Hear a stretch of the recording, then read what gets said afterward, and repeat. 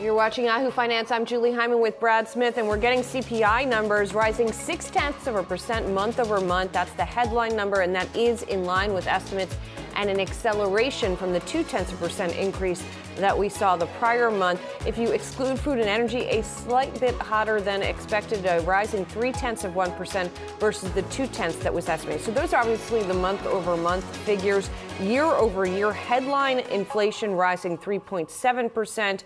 Core inflation rising 4.3% on a year-over-year basis. The headline number there is just 0.1% hotter than estimated, but still seeing on the core level what you could say is a moderating or at least stabilizing level of inflation here. We've got the futures trading down here, Brad, as we start to digest these numbers. Yeah, fractional declines for the Dow, the S&P 500, and the Nasdaq. We're still about an hour out from the start of trade here, but some color on this as well. The index for gasoline, the largest contributor to the monthly all items increase, accounting for over half of the increase. Also contributing to the August monthly increase was continued advancement in the shelter index. That rose, forget this, the 40th consecutive month. Now, energy alone, that index rose about 5.6% in August, as it did in July as well. And index for food at home, that increased by about 0.2% over the month, while the index for food away from home, all you people going out to,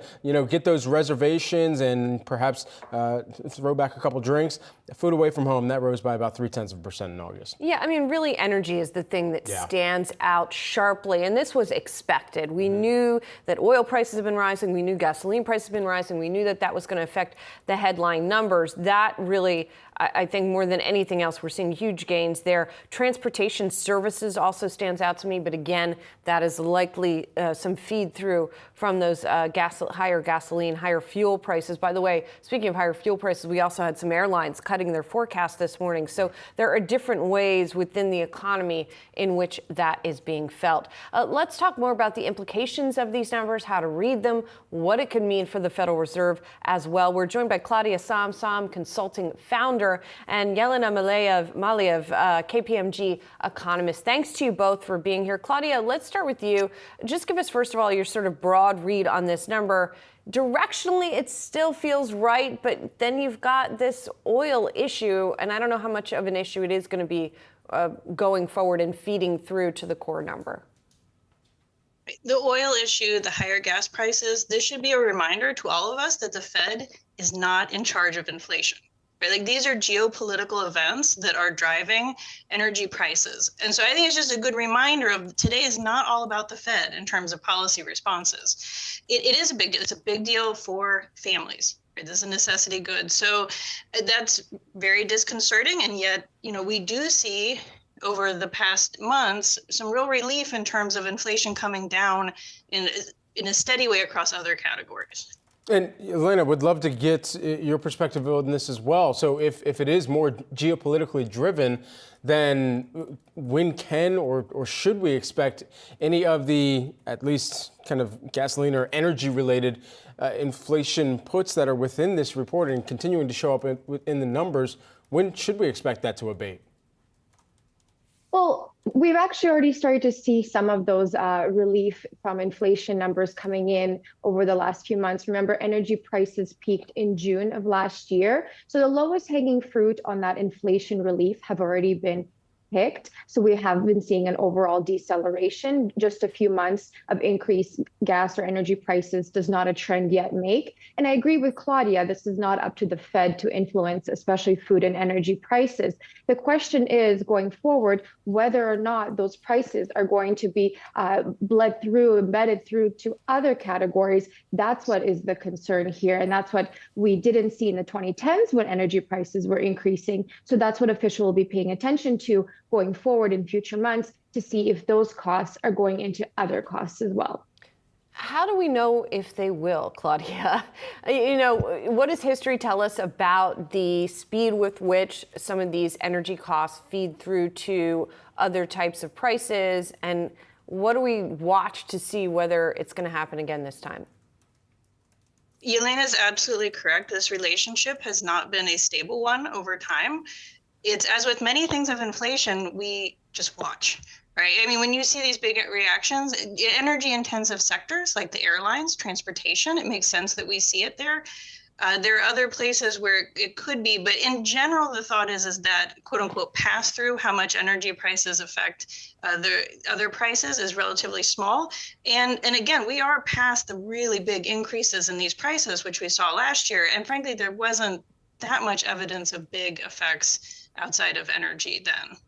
Looking at some of the areas where we did see at least some decreases, at least in certain index, lodging away from home, used cars and trucks, recreation, among some of the indexes that did decrease over the month. If you're a consumer looking at this data that's come out this morning, Elena, what should your kind of broader read be on it? Well, most consumers are really impacted by things like food and energy prices. So those are the things they're going to be looking at first and foremost, but then that will potentially impact their decision on spending on other things. So whether they think about taking vacations, taking airfares, buying airfares versus taking their car when they're traveling. And so these are the kinds of decisions that households have to make when inflation is still really high. Remember, we're talking about inflation, which is the change in prices. The actual level of prices is still increasing. Those price levels are still higher than a year ago and higher than 2 years ago. And that's really squeezing consumer wallets. And when we've only recently seen wages actually coming up higher in terms of growth rates, higher than inflation, only recently in the last few months, households have been getting squeezed for a while. So this silver lining really is that might temper some spending on other goods and other services, which would help bring down the underlying inflation pressures. But the food and energy definitely help drive the consumer decisions, especially when prices are still high. Yes, any of us who are still shopping at the grocery store or at the pump for that matter, we have been noticing for sure the persistence of these higher prices. So Claudia, put it all together for us, because as we've been talking to you throughout the year, the economic outlook has improved a lot over the course of 2023. But as we are in September here, the picture still looks kind of murky. Where do we stand right now, given that inflation is persistent, and given that maybe there are some headwinds coming for consumer spending, excess savings being worked down, student loan payments coming back, et cetera? We are at something of a crossroads. I think we'll know a lot more by the end of the year. We've seen the labor market really cool off. The gains in payroll are notably less than at the beginning of the year. There's been a big hypothesis at the Fed that when that wage growth cools off, when that labor market cools off, we'll see that persistent piece of inflation cool off. We haven't got there yet. So we could be on the path to improvement, getting the labor market back to normal, getting inflation really moving down, or we could get stuck with inflation and go far south on employment. And to what extent, just to add on to that, Claudia, will the Fed be looking specifically at some of these shelter costs? They talked about this at Jackson Hole. Fed Chair Powell did, saying that we're going to continue to watch the market rent data closely for signal of the upside and downside risks to housing services inflation here. And that was still one of the core drivers in this report. Right. Well, the Fed watches everything in terms of inflation, and absolutely with shelter. And I think there's something of a disappointment. You know, we've seen rents decrease for several months, and really it hasn't shown up in a big way in the consumer prices. So yes, the Fed is looking out to the future, what's happening with rents, and yet there's still this, where is this? Like, we really thought this would start showing up in shelter. And if we don't get as much relief as was thought, I mean, that's another thing that would keep CPI elevated. Right, would be all of this that we're talking about with these shelter costs. At the same time, we got a headline this morning that shelter costs on the rent side is one thing, and then we've got shelter costs on the housing ownership side as well. We had the headline this morning that we haven't seen mortgage demand this low since about 1996. Elena, how should we be thinking about that side of the equation? Because it seems like the housing market right now is kind of in a stalemate. Definitely. We've been calling it a mortgage winter. Those who are able to lock in that fixed rate, something below 4%, even below 3%, are staying put if they don't have to move. And so that's really causing this huge mismatch between supply of housing, especially single family homes in the economy, and the demand coming in from millennials, folks that are retiring as well. And so we're seeing this mismatch really putting a floor on prices, keeping prices higher. We've seen home prices start to accelerate on a national level in recent months. And so that's definitely a concern when it comes to shelter costs, because that over the course of 6 to 12 months will eventually start to be reflected in the CPI, just the way the CPI is calculated. Meanwhile, rents have been rolling over for about a year now and only recently starting to show up in CPI. So the rents component is a good news story in terms of in the market, rents have been coming down, but home prices remain stubbornly high. And unfortunately, we expect home prices to only continue to increase. Claudia, does anything within this report change the tone, change the calculus for the Fed at their upcoming meeting, or are all eyes still firmly just set on what they're going to say or decide in November? Today's data doesn't strike me as anything that would change their course. I think they've been signaling, and markets seem to expect that they will hold at their next meeting. And I don't see anything here that would change that. You might see a more cautious tone. Right? This was not a good news CPI. It wasn't particularly bad, but it wasn't a good news CPI. So you'll probably see some more caution, and it might affect the forecast that they write down for the end of the year, making them a little bit more hawkish than they would have been otherwise. But in general, the totality of the data since the last meeting very much support a let's hold this time. And Yelena, it seemed like market participants are now focused, as they have been, on when we're going to get cuts from the Federal Reserve. What is your outlook for that, timing-wise, in terms of whether we really could get it next year, and if so, kind of which half of the year? Definitely. Well, our expectation right now, based on inflation projections, is that when inflation starts to cool below that 3% number, so not necessarily hitting 2 right away, but on a meaningful trend downwards towards that 2% target, as they've been communicating very clearly, then we expect the first rate cut to occur in the second quarter of next year. A lot can happen between now and then, and new data will be coming in by the end of the year to show us how much strength the economy still has in its pocket. It still has to give. So we expect the third quarter to still be quite strong, the fourth quarter not so much. So if that helps bring down overall inflation numbers and the Federal Reserve sees that as a meaningful trend downwards towards their target, then cuts can happen next year, but a lot can change before then. For those cuts to happen, where would the unemployment situation get towards? I mean, we've been talking about the inflation side of the Fed's dual mandate, but on the employment situation side, based on your projections, where would employment start to drift towards? Employment is a lagging indicator, so we actually won't see the peak rate of unemployment until later into next year, when the Fed actually might have already started cutting. So we don't expect unemployment to hit more than 4.3% by the end of next year, and we don't even expect it to hit 4% by the end of this year. But again, a lot of cooling in the fourth quarter could cause those numbers to come up. Claudia, to finish this off, I want to circle back to what you said in the beginning, which is that this number is a good reminder that the Fed is not solely sort of in control of inflation, right? That there are a lot of factors outside of its control. When you look at those factors, besides energy prices, you know, obviously we got a big reminder of it during the pandemic with supply chain issues, et cetera, that the Fed obviously doesn't have control over either. What else do we need to be watching right now, these sort of exogenous factors that could have an effect?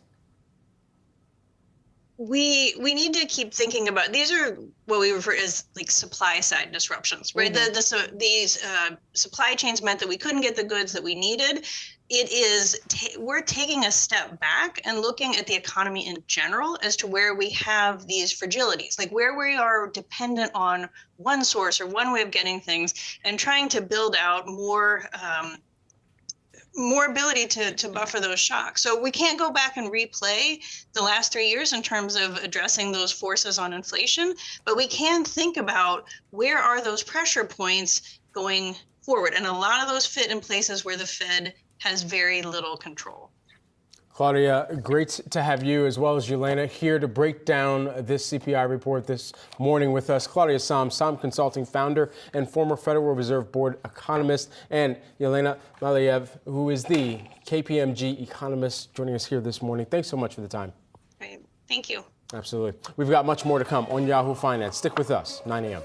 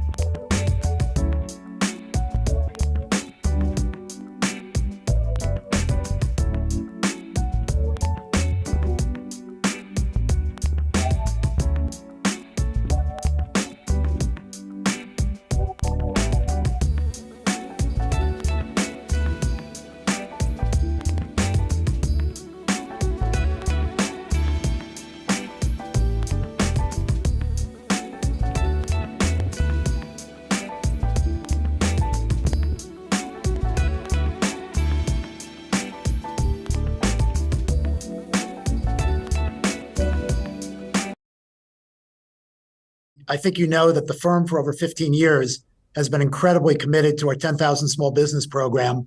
We've brought the program to over 14,000 small businesses across the country. And the history of the program and the way we rolled the program out over the last 15 years is we went into cities around the country to really increase business education for small businesses. And as we're looking to expand further, one of the things we think is desperately needed is help for businesses in rural parts of the country where they don't have the same access to resources that they might have in some of the cities. And so back in 2021, Senator Kramer invited me out to North Dakota, and we had a good meeting out here where we spent some time talking about small businesses here. We were thinking a lot about what we could do more broadly to expand our 10,000 small business program. And we really saw that there was a real need. You know, when you look broadly across the country and you look at a state like North Dakota and also Arkansas, which is the second state we're rolling this additional program out to that we announced today, 99% of all the businesses in these states are small businesses. You know, it's pretty consistent across the country that small businesses drive a lot of the jobs in the United States. 42% of all employment in the United States comes from companies that employ less than 50 people. And so as we wanted to expand 10,000 small businesses, we thought we should develop a program that could really support it in rural communities. We decided to start with North Dakota and Arkansas, but we certainly have plans to roll it out to other states shortly, including South Dakota and other states in the Midwest that we're targeting. We've done a bunch of research. We've had about 75 meetings to look at where we think there's need. And we're excited that this $100 million commitment today, which $75 million goes to fund CDFIs, $15 million to fund the community colleges that support the educational effort, and $10 million to make capital more accessible. We think this is a good start to expand the program rurally. And that $75 million of grants to CDFIs brings our total commitment to CDFIs through this program up to $1.6 billion. So we think this can continue to have a broader impact on small businesses across the country. That generates, obviously, economic growth. And we think it's very important for the economic ecosystem of the United States. I talked to your chief economist, Jan Hatzius, at the tech conference. Now, he lowered this week his recession odds from, believe it was from 20% to 15%, so a little bit better there. But when you talk to small businesses, are they still worried about a recession? And how, what's the economic vibe from that small business customer? Sure. So Jan did lower his economic prediction for a recession. There's no question the U.S. economy has been a lot more resilient over the last 12 months than we would have expected. And I think the chance for a softer landing right now is much higher than we would have anticipated a year ago. That said, small businesses feel the brunt of inflation, higher interest rates much more directly than large organizations. They don't have the flexibility or the nimbleness or the resources to necessarily brave those headwinds so quickly. I think we all know that the pandemic was devastating to small businesses across the United States. A lot of them are service businesses that definitely lost their ability to serve customers during the pandemic. They had to save more aggressively to keep their businesses growing. And so small businesses have definitely had a bumpy ride over the course of the last few years. There's no question, as the economy's done better, they are experiencing this softer landing environment, but they definitely have more headwinds than the larger enterprises across the country. If the economy has hit that soft landing position, David, what is your outlook for that bread and butter investment banking business over the next 6 months? Of course, a lot of excitement around the ARM deal, Instacart, you name it. So we're starting to see some big names in that private market come to public market, or at least very soon. Do you see that IPO market and the investment banking business starting to turn around? Well, we've been through a really tough year for capital markets activity. We went from a very robust environment in 2021 to obviously a much different environment after the war in Ukraine started. And obviously, very, very high rampant inflation, a very significant change in posture from the Federal Reserve. If you go back and look at Powell's comments, a year ago at Jackson Hole, that decreased confidence significantly. And of course, that closed down M&A activity and capital markets activity. And that activity really in the first half of this year was pretty anemic. We are starting to see a pickup in activity. As you mentioned, there are some very significant IPOs that are in the market this week.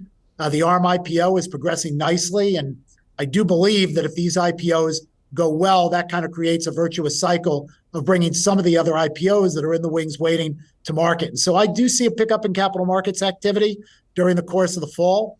I can't say that we'll get back to what normalized levels are, but we're really coming off of, zero activity. And so we're encouraged by what we see.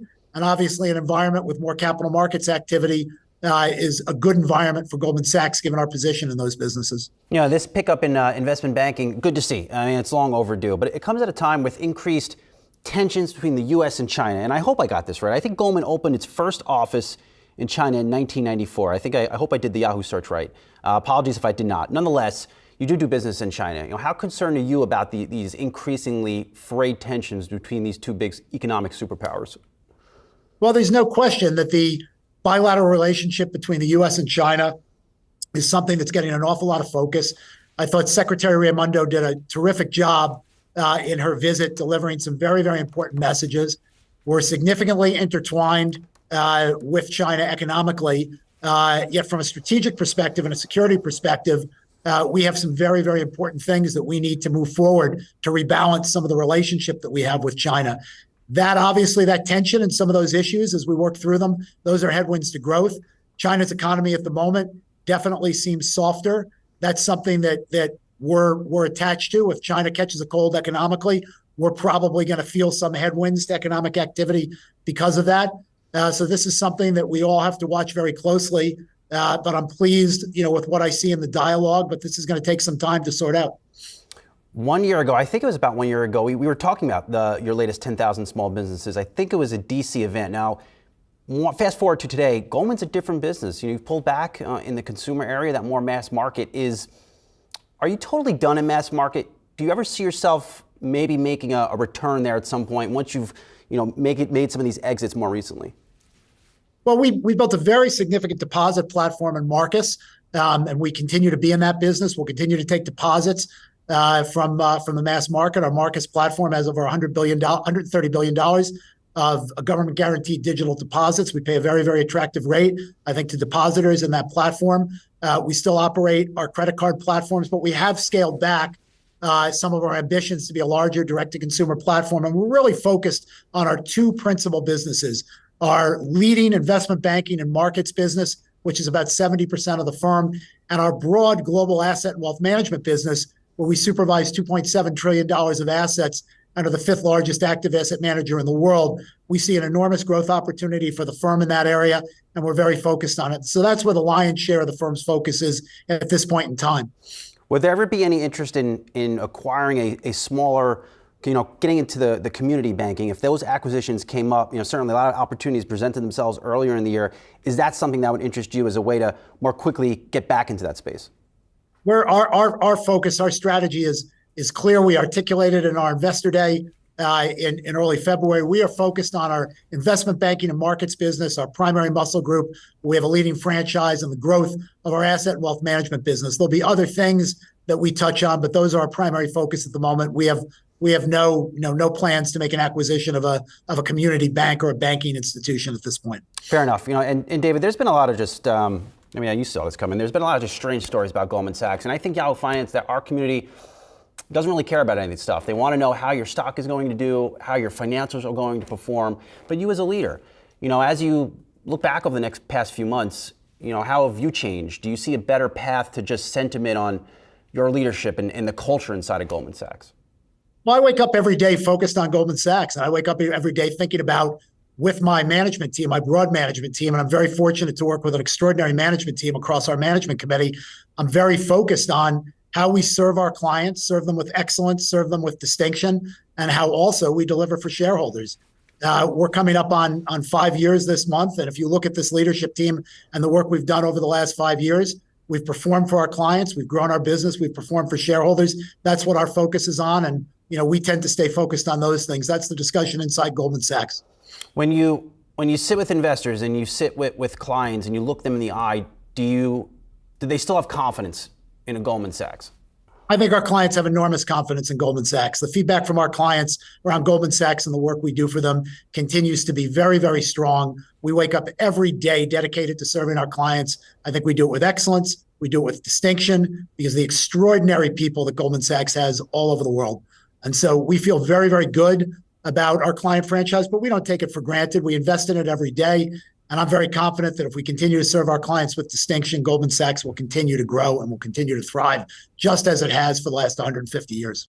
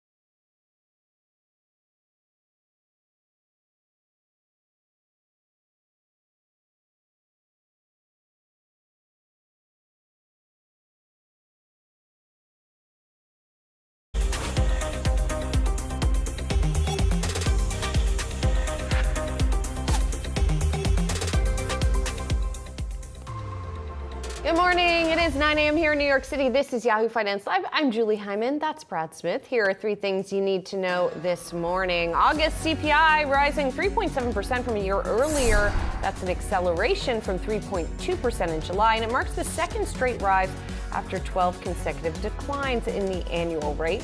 The reading adds to the debate over the next move from the Federal Reserve. A pause at this month's meeting is baked in, and one more hike still sits on the table. The big question: when is it done? When is the tightening cycle officially run its course? And when do the cuts start? Apple's big launch has met with a whimper from investors, but new features, including an action button, still giving tech fans something to cheer. Debate will swirl over whether Tim Cook's company has done enough to persuade Apple fans to upgrade. A series of issues, though, still hang over the tech giant. China today finally responding to reports of an iPhone shutout, flagging, quote, security incidents with the devices, but saying it has not issued a ban. Meanwhile, France has ordered Apple to halt iPhone 12 sales due to what it says are high radiation levels. And a strike that will have a ripple effect across the U.S. economy is nearing. The Union of Auto Workers is still trying to reach tentative contracts with General Motors, Ford, and Stellantis. Negotiations are expected to continue up until the deadline of 11:59 p.m. Thursday. Reuters now reporting the UAW could strike at targeted auto plants if a deal on new contracts with the so-called Detroit 3 is not reached. A strike plan is expected to be released this evening. Any form of coordinated action would be unprecedented for the big three automakers. Well, CPI data out this morning saw inflation tick up in August, coming in slightly above estimates amid rising gas prices. August marks the second straight month the inflation measure has increased after 12 months of declines. Investors are near certain that they'll see a pause at the FOMC September meeting, now just 7 days away. But what does this latest data point tell us about the Fed's path moving forward?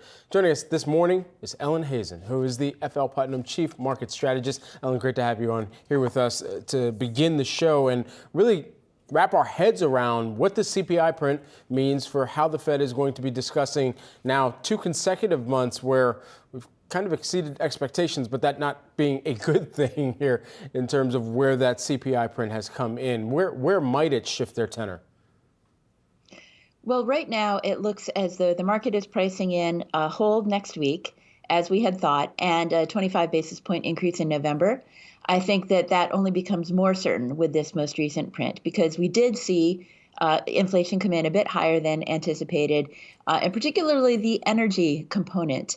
And given what we're seeing in terms of Saudi Arabia and Russia and OPEC withholding barrels from the market on a daily basis, we think it's likely that the energy component could remain higher for longer, thereby reinforcing the impetus for the Fed to hike again in November. And then beyond that, we'll have to see what happens. And what are the implications then for the market, Ellen, if indeed, I mean, that's sort of what's expected here. It's usually the unexpected that throws the market for a loop. But if that does sort of play out as we're looking at here, what does that imply for returns from here till year end? We've already seen such a strong market year to date with the S&P, and even though some other areas have lagged, like small and mid cap, those are still up nicely year to date. So I think from here going forward, the path becomes a little narrower for the Fed to achieve that soft landing that they've been trying to get, because they're going to have to be higher for longer, and it may be that they need to even increase beyond November. We don't know.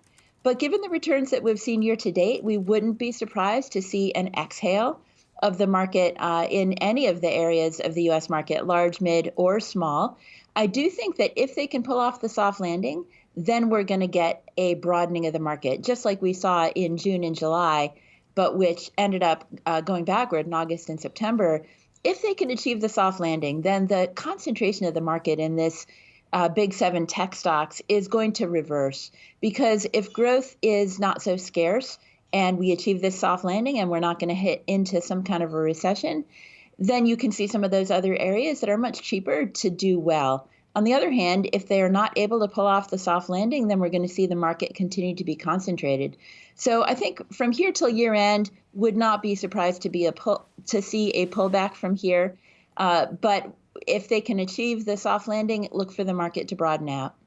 Ellen, in the range of things and data points that the Fed considers, housing continued to be one of the larger spots within this report where it was contributory to the consumer price index, the CPI rise that we saw. And particularly, just to put a number on that, we had seen housing rise for the 40th consecutive month. The August monthly increase, continued advancement in the shelter index particularly. And as the Fed continues to think about this as well, we've heard Fed Chair Jay Powell talk about this at Jackson Hole in both rents and owners equivalent rents, essentially saying that if market rent growth settles near pre-pandemic levels, housing services inflation should decline towards its pre-pandemic level as well. All this considered, what of the Fed's activity that's been put in place so far is going to continue to have an outsized impact on the housing market? Well, clearly the 30-year mortgage rate has doubled, more than off the bottom, and that makes it difficult for house affordability. But in addition to that, as you folks have covered in the past, it locks in existing homeowners into their current mortgages because, of course, they can't take their mortgage with them when they move. And so that really puts upward pressure on the housing market, and particularly drives demand toward new homes rather than existing homes, because the existing inventory is just not being put on the market because people are locked in. And so I do think that you can make a little bit of money in housing stocks, in the home builders. But the Fed is causing this problem to some extent because of what we've seen in the 30-year rate. I would say, though, that there are even other implications and other drivers of that. For example, the labor market has remained extraordinarily strong over the last year plus. And when more people have jobs, they can afford more home. So even as the Fed is making it harder for people to afford homes and driving demand toward new homes rather than existing, and new homes is a much smaller market, and so of course that exacerbates the increase, it is becoming more affordable from a labor perspective. And if we see the wage increases that are rumored for some of the settlements and that may happen from the labor strikes, and some of the ones we've already seen, such as with UPS, et cetera, then that may help the housing market. So I think housing is a really mixed bag. Demand is being driven toward new homes. It's expensive, but the strong labor market is helping the demand. And sort of on a related note, I know one of your stock picks, D.R. Horton is one of your picks, and that sort of falls in that housing bucket. Sort of relatedly, Sherwin-Williams, which is related to the housing market because people are painting, and maybe if they're putting things on the market or to spruce up their existing spaces. So why does that one make sense to you right now at a time when the housing market is sort of confusing? Well, Sherwin-Williams benefits from both do-it-yourself and professional. It benefits from both home improvement as well as new homes. So it really hits all the boxes. But the key thing that we like about Sherwin-Williams is the potential for margin expansion. And they are seeing deflation in some raw materials costs on a year-over-year basis at the same time as they're able to increase pricing. And so we see margin expansion going forward for the next few quarters, underpinned by decent volume growth. This is a really high quality stock, high return on invested capital, high free cash flow. And so when you get a chance to buy it at a reasonable multiple, as we see now, I think it makes a lot of sense. Ellen, good to see you. Thanks so much. Ellen Hazen, FL Putnam Chief Market Strategist. Thanks for having me. Apple's big fall launch event went as expected, with the big newsmaker being the iPhone 15, but it wasn't exactly a big hit for analysts. The annual event failed to excite D.A. Davidson's Tom Forte, for example. He said the tech giant may not be able to rely on strong iPhone sales to drive its share price higher. Radio Free Mobile founder Richard Windsor called the event a gesture of some silicone and a bit of camera. And KeyBank's John Vin said the product launch was overall slightly negative. The stock fell. It tends to fall on the days when it makes these announcements. Here to break down why all of these comments are coming in, Yahoo Finance senior tech reporter Dan Halley, who was there at the event and who had a chance to take a look at some of the new products. Dan, good to see you. Good to see you too, Julie. You know, I think it's an interesting take from analysts. Obviously, this is something that we've kind of anticipated for some time now.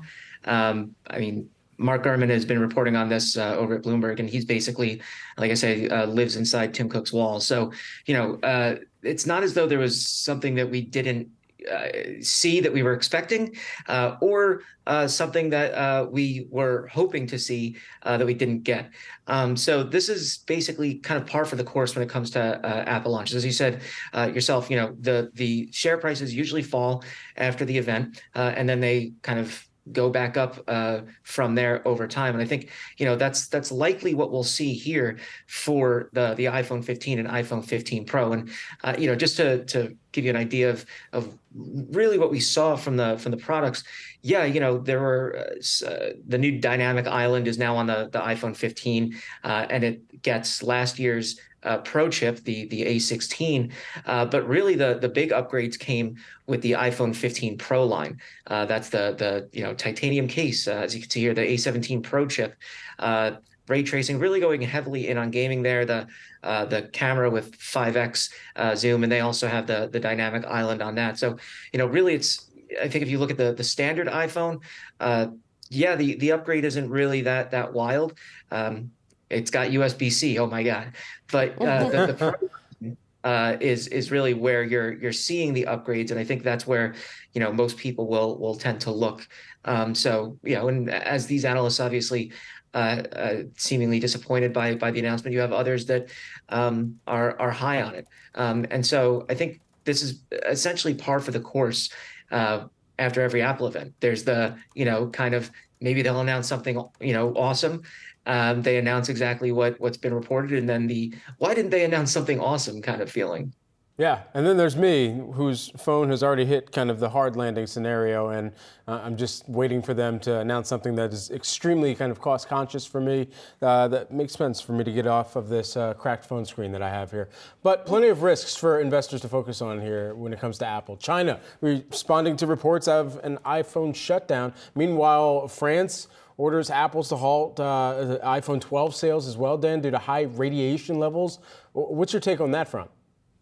Yeah, the China thing is basically, there were reports that the country was telling people in the central government to not use the phones for iPhone specifically for business or in their personal lives, rely on a national brand like I don't know, a Huawei, and then they have obviously responded now, the foreign ministry saying, oh no, that's not true. There were some security incidences that were reported in media, and we haven't announced a ban. We treat all brands, both foreign and domestic, the same. Which obviously you could take that with what you will.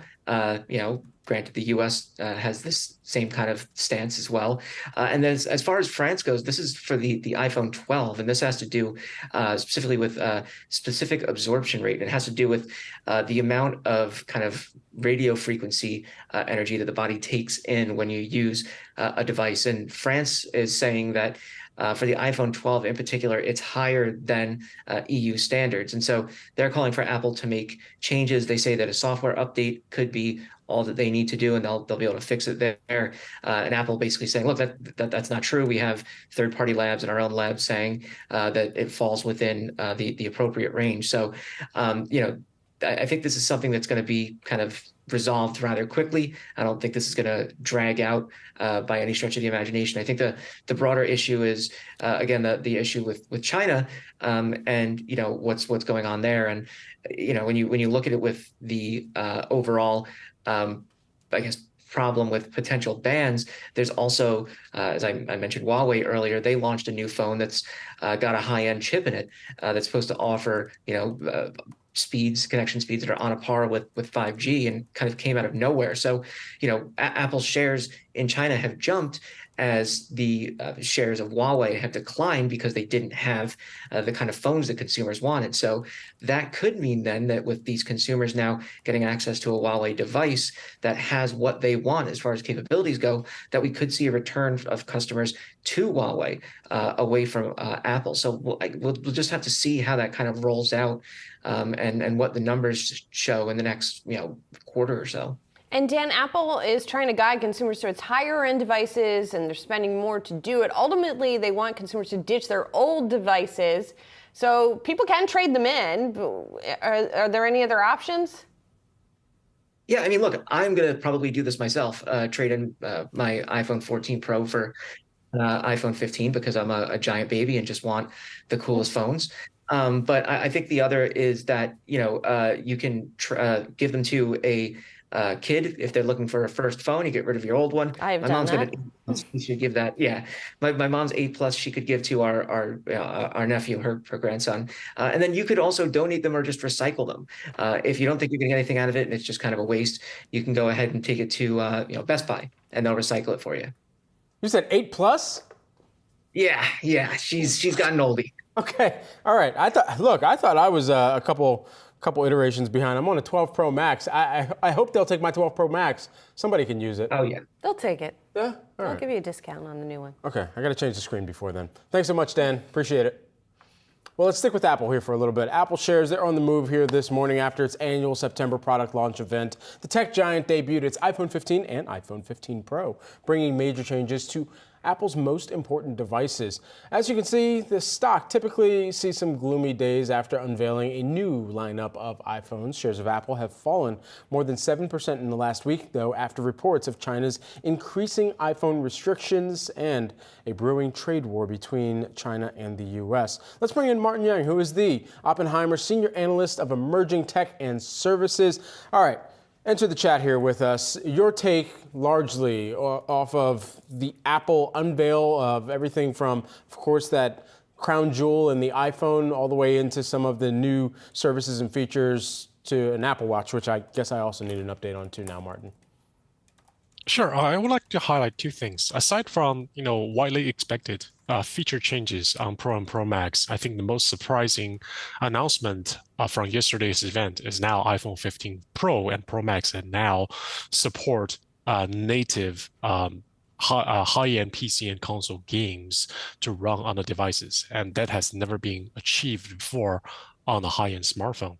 And the secondly is the watch gestures. I think that's a combination of Apple's very deep expertise on sensor fusion and sensor designs by themselves, and also a very novel feature for the watch, but consistent with the input language for Vision Pro. Definitely, setting the precursor for much consistent human interface designs across all Apple devices once gesture control becomes more viable.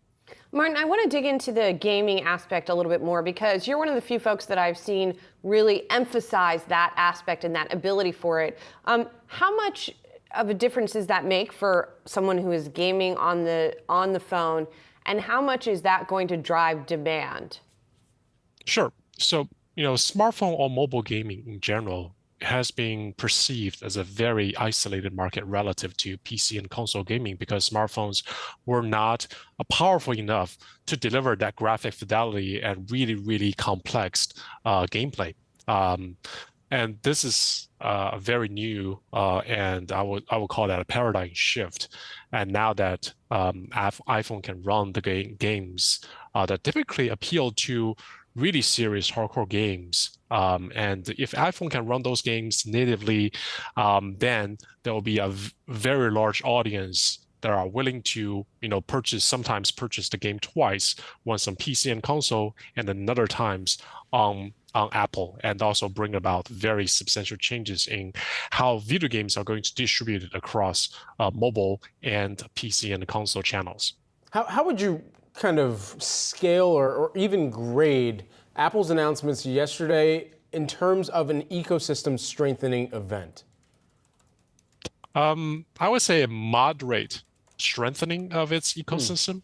When you think about the most obvious changes is the bigger cameras or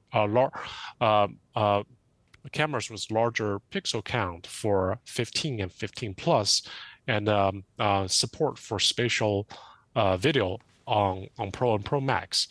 And usually camera upgrades come with much higher fidelity photos and videos that consume a lot more storage spaces. And that's where Apple will complement the hardware upgrade with more storage tiers for the iCloud Plus offerings. And so in that sense, they are strengthening the ecosystem. And at the same time, we haven't seen novel materials such like titanium alloy being used in other smartphones. And that's also a very good defense against potential competition. Martin, we have some issues. Even as this event was going on yesterday, we have some issues that are overhanging Apple. We've got new comments out of China this morning. And I want to ask you about this issue emerging from France, where the French authorities are saying the iPhone 12 is emitting too much radiation. How much to invest? Like, how seriously should we be taking this? Is this an issue that we could see in other countries as well? What perspective can you give us? Sure. I think the degree of a little too much isn't that serious when you look at the potential impact of the electromagnetic radiation from iPhone 12. It's not a hazard to consumers. It's just a moderately higher than what French regulatory agency required phone to be. So, one of the primary mitigation I could think of is Apple could potentially release maybe additional accessories to ensure that with the accessory, like additional case, that will guarantee to keep the radiation levels in check. And also, usually well before the new devices are released globally, they'll pass through multiple regulatory testing, for example, FCC in the US. So, similar issues has never surfaced for Apple in America. So I don't think this isolated incident or report in France would result in a widespread recall of iPhone 12 at a global level or even in France. Martin, we're hearing a lot more talk about what the next kind of wave of innovation is, especially on handset or smartphone devices. And it seems like it's just foldy phones. Does Apple need a foldable phone to be introduced to really garner the attention or just grab the people who have been holdouts because they're waiting for that next piece of technology from Apple? I don't think foldable phone will be the one killer feature to drive a major wave of adoption for Apple. Foldable phone, I think one of the key feature is a much larger display area, and that has to be complemented with more intuitive UI designs. For example, iOS today is not designed for a much larger interface relative to iPad OS. So, and the same is true for all Android foldable phones. The interface is not really taking full advantage of a much larger display. So when Apple approached the problem, I think it will give user much better user experience. So that may drive customers from Android using foldable phones over to Apple.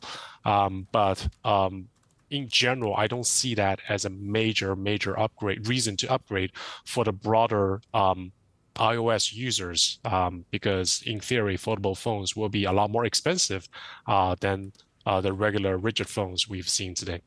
Yeah, and the foldable phones, where they are on sale, indeed are more expensive. Martin Yang, interesting perspective there. Oppenheimer senior analyst in emerging tech and services. Appreciate it, Martin. Thank you for having me. Detroit automakers reportedly have until midnight on Thursday to negotiate with the United Auto Workers Union. That's before targeted strikes break out at a small number of factories. Here with the latest, Yahoo Finance senior autos reporter Pras Subramanian. Pras, where do we stand in the back and forth here? Yeah, as that Thursday midnight deadline approaches, we're hearing more about the UAW's plans here. We've been writing about how the UAW can be strategic about their strikes and maybe strike at certain automakers as opposed to all of them. But here we're hearing from, at least from Reuters and others, that there might be more granularity with that. According to Reuters, UAW might strike actually at specific plants at these automakers, namely those that make the most profitable vehicles. So think about the F-150 plant for Ford or a plant that makes GM's popular SUVs. This would be done in order to force the automakers to strike a deal where it hurts most painfully for them in a faster timeline here. So the general plan is you make a deal with one automaker, use it as a template for the others, and hopefully that's how you make a negotiation, or that's how you make that negotiation tool work, is by extracting the most pain from the automaker in a short-term amount of time.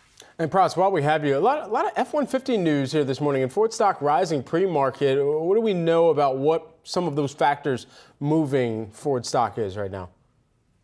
So last night at the Detroit Auto Show, Ford unveiled the latest F-150 to 2024 model. So it's basically a mid-cycle refresh of that F-150. So you have new exterior styling, a new base engine, new more powerful turbocharged engine. You have a new specific tricked sort of tailgate where that swings open actually, as opposed to dropping down. So that's some stuff that people have been wanting. But mostly the big thing here is they're going to actually improve or boost production of the hybrid version of that truck. They want to double production from 10% of sales to 20% of sales as they see more buyers want that hybrid model, because it allows you actually to power job sites, and even in the case of a power outage, power your home for a couple of days if need be. All right. In a future life where I just live in the hills of Appalachia, the mountain range, I want a Ford F-150 too. Pras. I'm going to see how I can make that happen. Thanks so much. Appreciate it. All your markets action straight ahead and aspirational goals here when you watch Yahoo Finance. Stay with us. I am here with Josh Lipton. He is our new anchor, and he's here with 3 things that you need to know.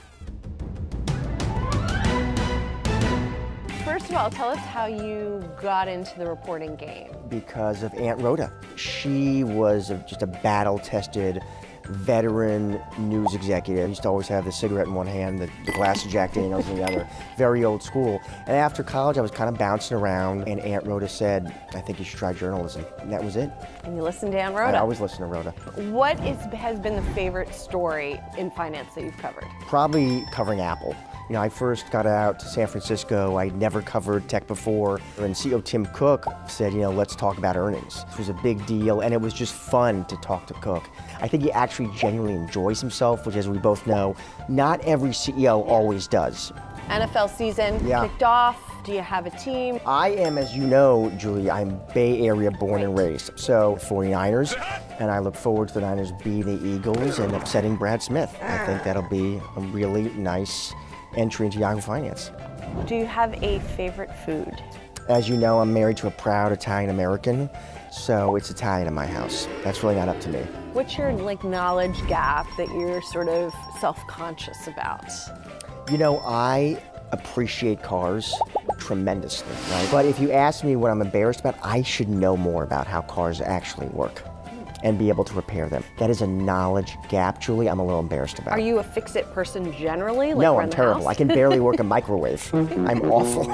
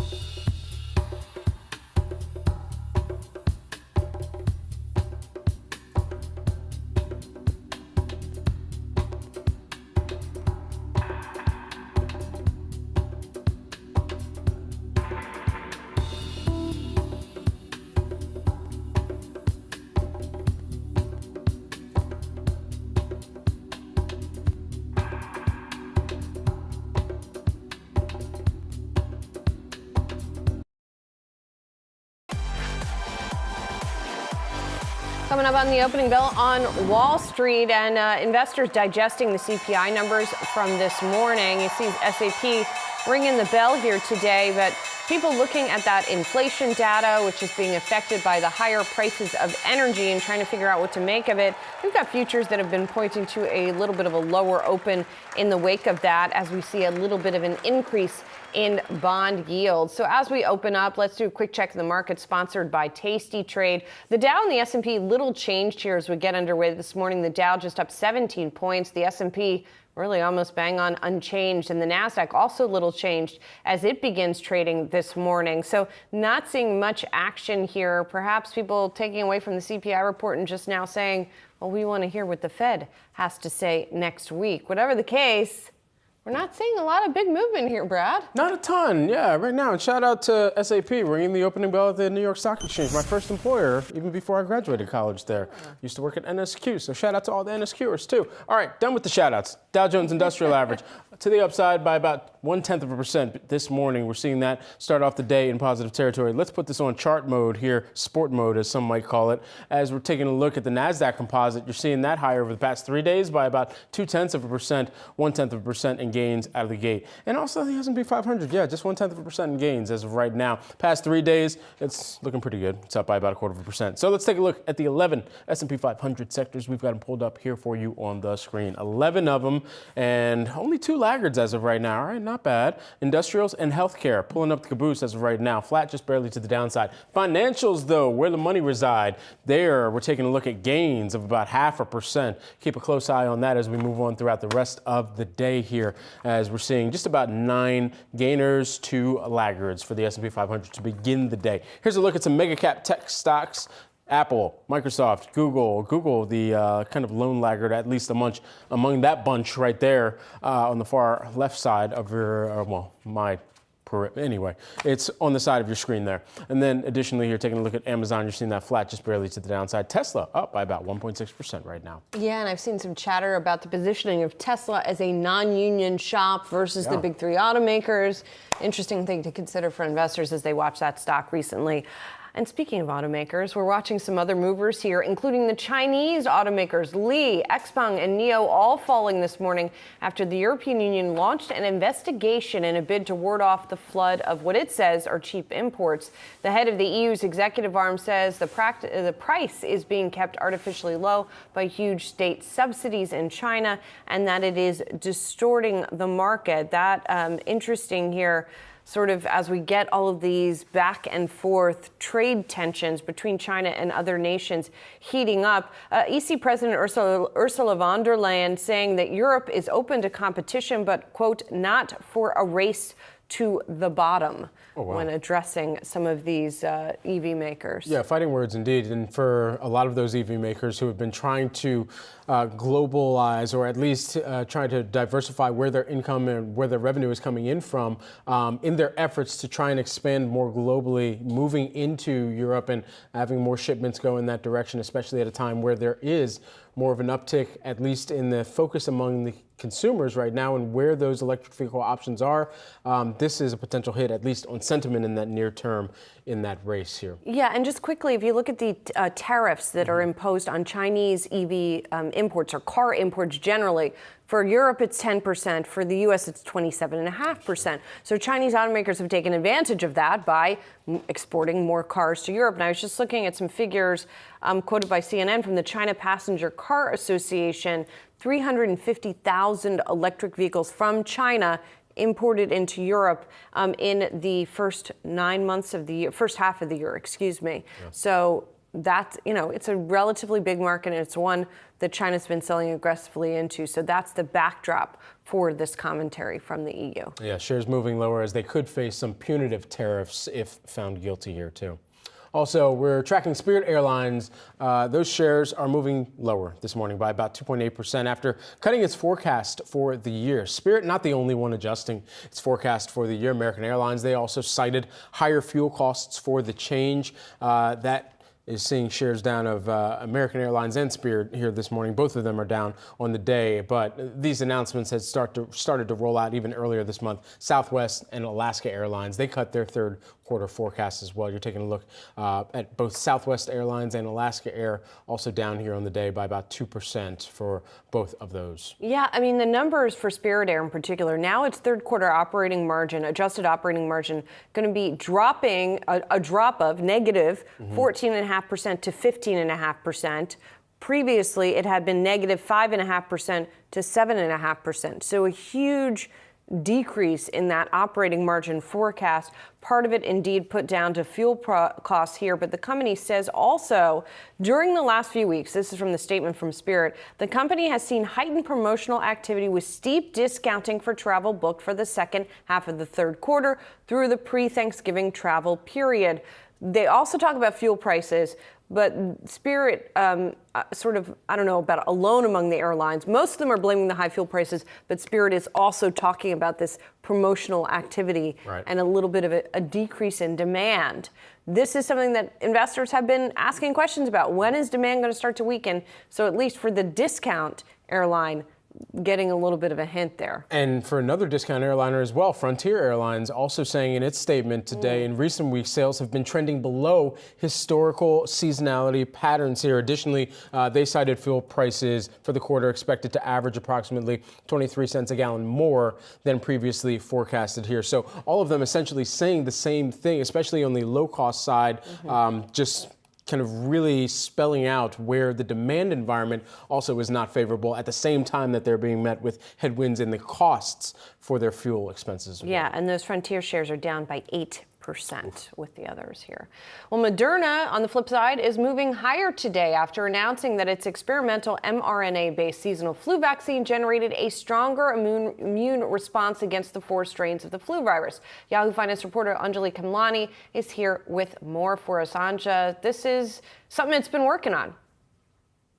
Of course, we know that Moderna has its COVID vaccine out there, and its only product to date that has been commercialized. Now it's looking to expand its portfolio with the candidates that it's had in the pipeline. That includes flu. We know RSV as well has also been applied for licensure with the FDA, and they're waiting on a decision early next year. So all told, this is Moderna telling its story of looking beyond COVID. Right now, they're trying to right-size from that oversized COVID operation during the pandemic. And I actually had a chance to speak to new CFO, Jamie Mock, who took over in the middle of the pandemic a little earlier last year. And so we talked about all the things that Moderna has had to do in order to make sure that it is telling investors the story of they are more than just a COVID company. And so on that note, he noted that manufacturing, for example, and in general, the footprint, the infrastructure that they have has to be pulled back a little, in a quote saying, we think we have going back to the RSV and flu, now what they have is the big 3 is what he had called it. So that has been their goal, to get that in with all of those 3 infectious diseases. And that way they can also push forward their combined RSV, flu, and COVID vaccine. That's something that they've been really focused on. And it is an area where other competitors are looking at. Who wants 3 doses in 1 year? So rather than that, get 1 dose. And so that's the next step, essentially, for what all of these COVID vaccine companies are looking at. Meanwhile, on the manufacturing part, Jamie did say that there's a lot of what he calls, quote, waste in the system and unutilized capacity or excess material that they're either writing off annually or spending a lot of time trying to resize. Now, this does mean that the company could go back to a $20 billion a year vaccine company as needed if the demand shows up. But right now, what they're focused on more personalized care, they need specified manufacturing processes, supply chain, et cetera. And so they're working on that right now. It's going to take billions in investment, and that's what they're looking to do, with the potential to get more products out there and get a sustainable revenue cycle by 2027 with these big 3, and then moving on to, of course, their partnership with Merck and others. So that's sort of the story that they're telling right now. They're going to have their R&D presentation later today, but this is the big themes that they're coming out with on today's news, with that positive flu vaccine news that gets them 1 step closer. Yeah, and shares reacting positively, up by about 5% as of right now. Anjali Kamlani, thanks so much for breaking down the story for us. Appreciate it. Well, August CPI rose 3.7% from a year earlier. That's up from 3.2% in July. It marks the second straight rise after 12 consecutive declines in the annual rate. But investors may not be that interested, as they're more focused on what the Fed has to say. Here to break down why, we've got Yahoo Finance reporter Jared Blickery on the floor of the New York Stock Exchange. Hey, Jared. Hey, well, good morning, and let's go to the Wi-Fi Interactive and break down what this latest CPI print means for the markets. And it's a big one, because 3.7%, that is above expectations. I'm looking at the VIX here. VIX relatively subdued. Looking at the indices, as you were going over just after the open, Brad, they are all up right now. But let me just remind everybody what the VIX term structure looks like and what VIX seasonality looks like. We are picking up in September. That cyan line here is what's been happening this year. We are now heading into September. The purple lines are what usually happens, and we usually get this increase in volatility into October.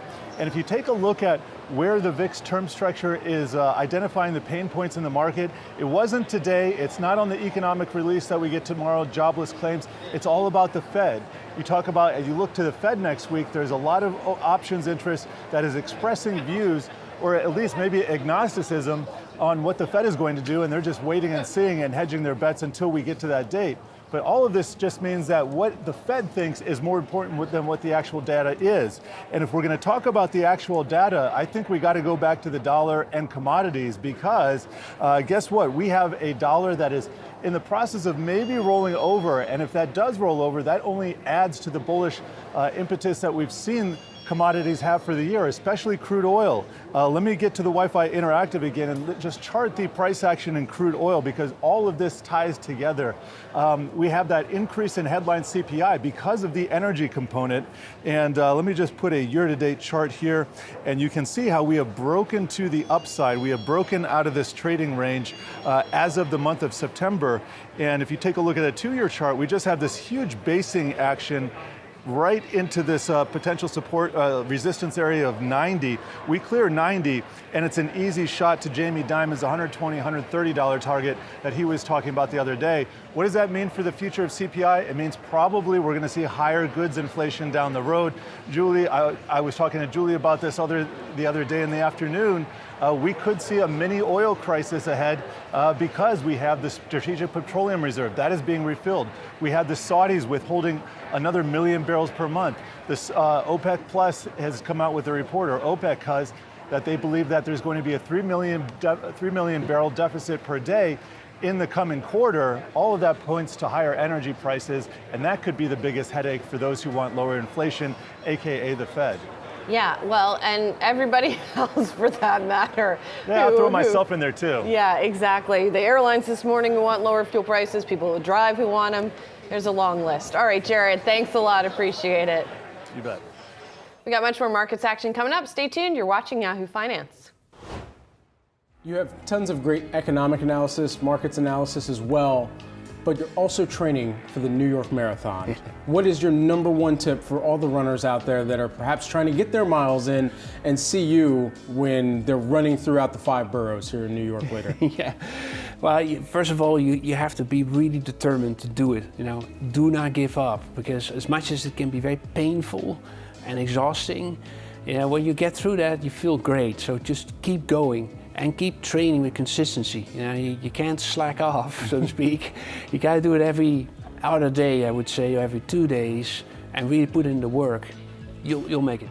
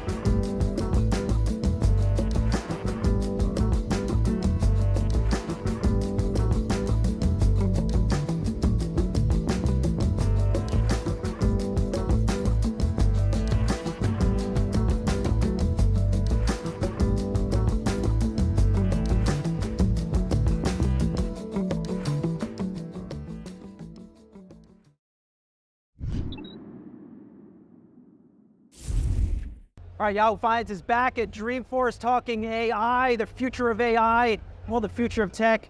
And I have to bring in right now, really the man of this show, Mark Benioff, co-founder, chairman, and CEO of Salesforce. Thanks for having us again. We appreciate it. Ryan, it's great to have you back at Dreamforce. Yeah, Mark, 1 year ago, we were talking about workplace management, Slack, Tableau. Today, there's just been an AI explosion. I went to the campground. It's the exhibition hall here. This AI explosion, or as you would say, the revolution is here. Talk us about what that means for businesses and society. Well, Brian, I think you can see it at the show. This is the most exciting business opportunity of our lifetime, maybe any lifetime. I mean, it's unbelievable what is happening. Every business will get recreated with artificial intelligence. People are here trying to understand how to do that. How do they do it for themselves? How do they do it for their businesses? And I think this is something that is widely unexpected, that a year ago, you're right, we're kind of right in the heart of cloud computing, mobile, social, the enterprise. Now everything is getting augmented with artificial intelligence. How will this impact the common business and even the big business? Well, you can look how it's already impacting my business. My engineering organization, which is a huge part of my cost base, is already 30% more productive through AI tools. And that is completely unexpected, and that's happened only in the last year. You're only going to see that to continue to accelerate. Software engineering, which is a great example, is probably one of the areas that we're most surprised is able to achieve new levels of efficiency with these AI tools. And there's going to be so many more industries as well. Is there a major tech buying cycle about to happen? Well, I think that is why we have so many buyers here today. You look at them looking at our CRM products that now are about CRM, but also data, which is critical for AI and AI itself, but also trust. We have to deliver this in the enterprise. You know how these LLMs work. They're hungry for your data, your personal data, your company data. Our customers are not so quick to turn over all of their corporate assets to these LLMs. We have delivered a trust layer that helps them to be protected from the LLM environment while still enjoying all the benefits of artificial intelligence. I think the other huge opportunity is for us, we're delivering the new generation of all of our applications. For example, in sales, you've never been more productive because of the AI. At the same time, you're going to be able to do just a lot more. Everyone is becoming an Einstein, if you will. Do you think these systems, as they become more powerful, get more inputs, that they put our values as a society at risk? Well, there's no question that you're going to have all kinds of challenges from AI in society.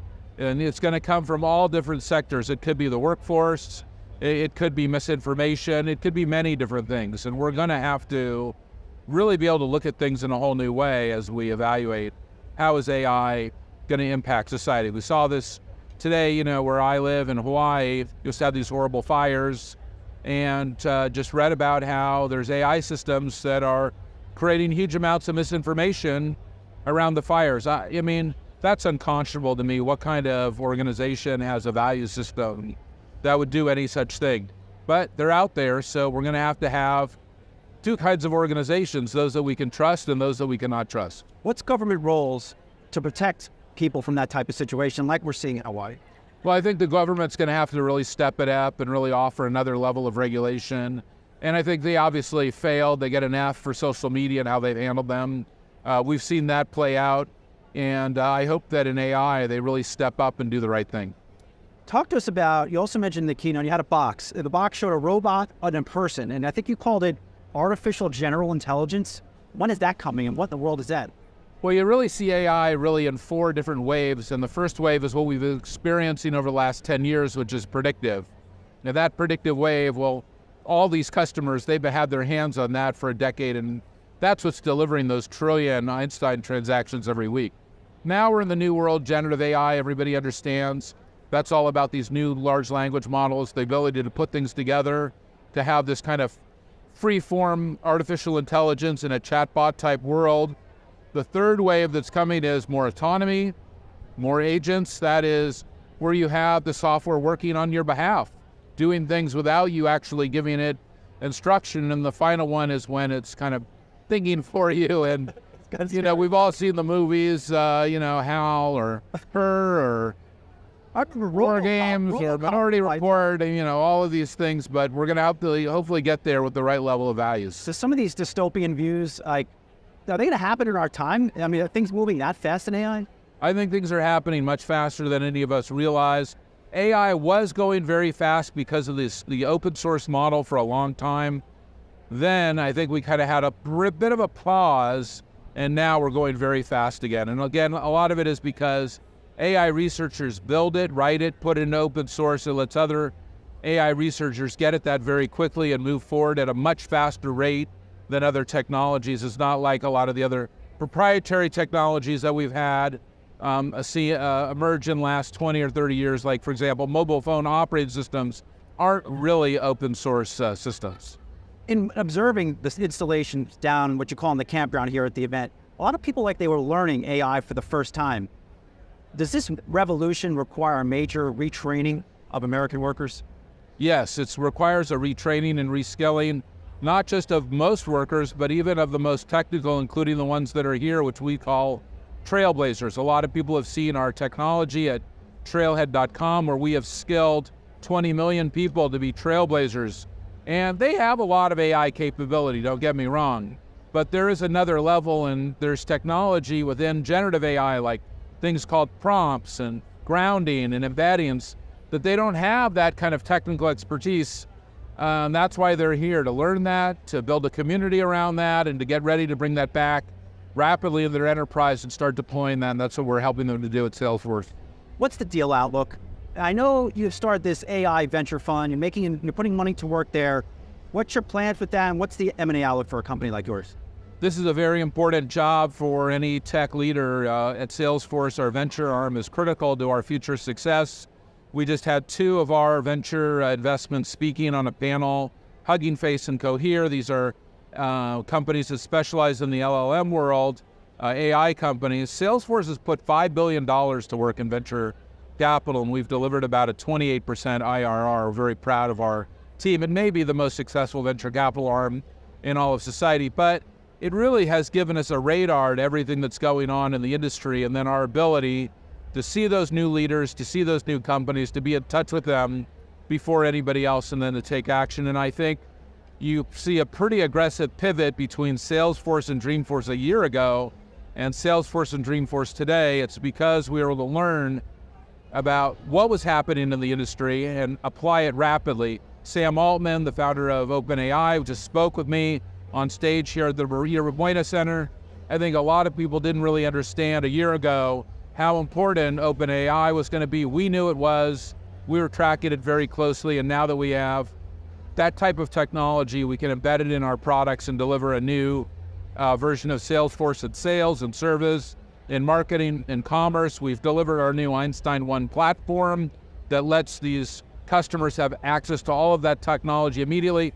And probably our new data cloud, which is going to give our customers the ability to keep all their data in one place, yet unified with our applications.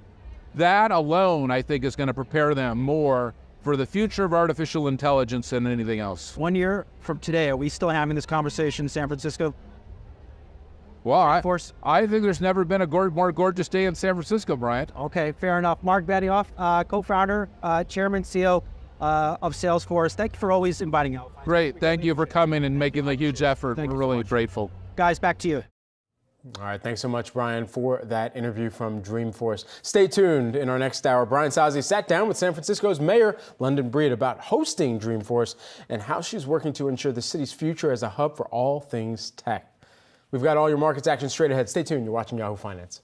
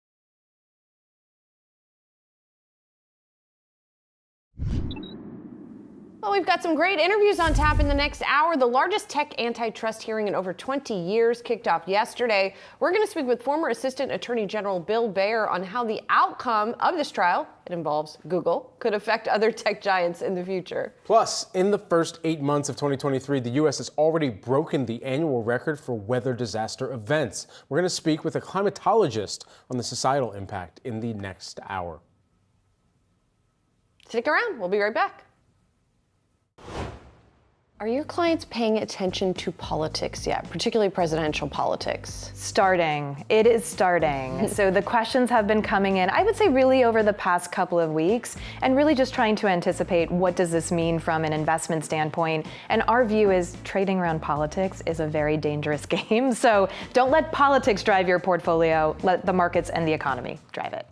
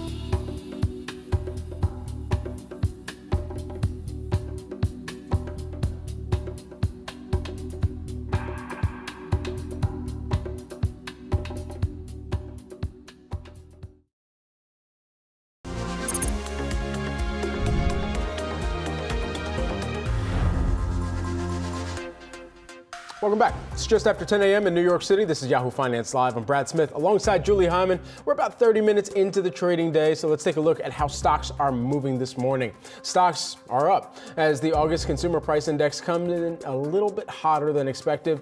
That is up 0.3% from last month, and then year-over-year basis, 3.7%. Now, this rise was fueled mostly by the energy rise, which rose over 5% for the month. Investors are also awaiting producer prices tomorrow tomorrow ahead of next week's Fed meeting. So we will be keeping an eye on that as well. Indeed we will. And let's look at some individual names too. We're watching shares of WeWork. They are pulling back by about 10.5% after having the most active trading day ever on Tuesday with volume over 52 million shares, and the shares were up something like 86%. It comes after the troubled co-working space company completed a 1-for-40 reverse stock split to regain compliance with listing requirements. We also have our eye on Citigroup, the stock moving higher after CEO Jane Fraser announced a major corporate reorganization with the goal to cut down management layers and give Fraser more direct oversight over the bank's businesses. The firm's 5 main businesses will now report directly to Fraser. The change will involve job cuts, but the number has yet to be announced. And we're watching Adobe, the ticker trending on Yahoo Finance as the company opens access to a range of generative artificial intelligence features across its software after months of testing. The software company plans to pay artists for their contributions as their work is used to train the AI. Adobe, by the way, due out with its earnings after the close on Thursday. On Friday, we'll be talking to David Wadhwani over there at Adobe. Services and consulting company EY reported record revenue for its fiscal year 2023 at just under $50 billion. It's a boost of about 9% year over year in U.S. dollars, 14.2% in local currencies. And the company also announcing a big investment in artificial intelligence, rolling out its new platform, EY.AI. Ooh, it rhymes. Joining us now to tell us all about it, EY CEO Carmine DiCivio. Good to see you, Carmine. Thanks for coming into the office here. So it has been a bit of a tumultuous year for you guys. So it's interesting to see this increase in revenue. Talk me through what are some of the things driving it. Tumultuous for you guys, but also like confusing in the global economy, right? Yeah, so first of all, thanks for having me. It's great to be here. And we turned in a great year. Our year end is June 30th, 14.2% growth in local currency. We really do look at it local currency based because we operate in 150 different countries. And so all our businesses have had tremendous growth during the year. Now that growth has been slowing. Consulting has been slowing. So our year end is June 30th. Some of our competitors' year ends are May 31st. They had the benefit of one less month of slowing down. So for us, it's been a great year. It's been a year where we've learned a lot about our organization. As I'm sure you know, we were looking to do a transaction which we call Project Everest. That did not work out, but we learned so much in terms of where our business needs to go going forward. And you could see the strong results, and we'll have strong results going forward as well. What drives our results is really the environment and the economy and change, in particular change in technology. As companies need to change, that obviously fuels growth for us. And so you could see that in last year's results, and you'll see it in the upcoming year's results. And so with that, we're helping companies transform themselves using technology, and that's been a big, big piece of the growth. In the absence of that transaction that you were looking for, then how does that facilitate further change at EY in this near-term period? How do you think about kind of that next layer of growth for the company while also perhaps right-sizing what the organization may look like even as you're marching towards some of those goals? Yeah, so we're not looking to really right-size. I mean, our strategy continues. We have 4 businesses globally. That's strategy and transaction, tax, assurance, and consulting. All 4 of those businesses are doing extremely well. We'll continue to invest in all those businesses. Today, our strategy and transaction business, our strategy business is doing really well. Transactions are down, so that's not doing as well as we had hoped. But even that business is still growing. It's just not growing because the volume of transactions are down. And so for that to change, we are going to need the environment to change and the economy to change because we need more confidence in terms of people doing transactions going forward. But in terms of our strategy going forward, it's investment in all 4 of our businesses, globally oriented, and investing in our people, and obviously technology and AI. I want to get into AI, but I want to dig a little bit deeper into sort of the tea leaves, if you will, particularly in those transactions. You're right, we've got ARM pricing after the close. We have some other green shoots, if you will, in the IPO market. We've had a little bit of transaction activity, for example, Smucker and Hostess brands being announced. What are you seeing in terms of transactions? And you said the conditions are going to have to improve. What specifically do we need to see for that activity maybe to start to pick up? Right. So you're seeing some of this, and the environment now. Everyone's talking about a soft landing. The issue we see, though, is that we're in a holding pattern. When soft landing maybe is coming, but we're in a holding pattern. And when you're in a holding pattern, everyone is hesitant to really push forward with major investments and push forward with transactions. So the fear of inflation continues. The latest thing I saw is inflation in August is up because gas prices were up. But the Fed and the central banks have to make a move until the environment is confident that the Fed will stop raising rates and will start cutting rates. The transaction market will not move forward in a big way. So for this, there's a lot of pent-up demand. There are a lot of companies getting ready for transactions. But in terms of really moving it forward, it's going to need the Fed to stop raising rates.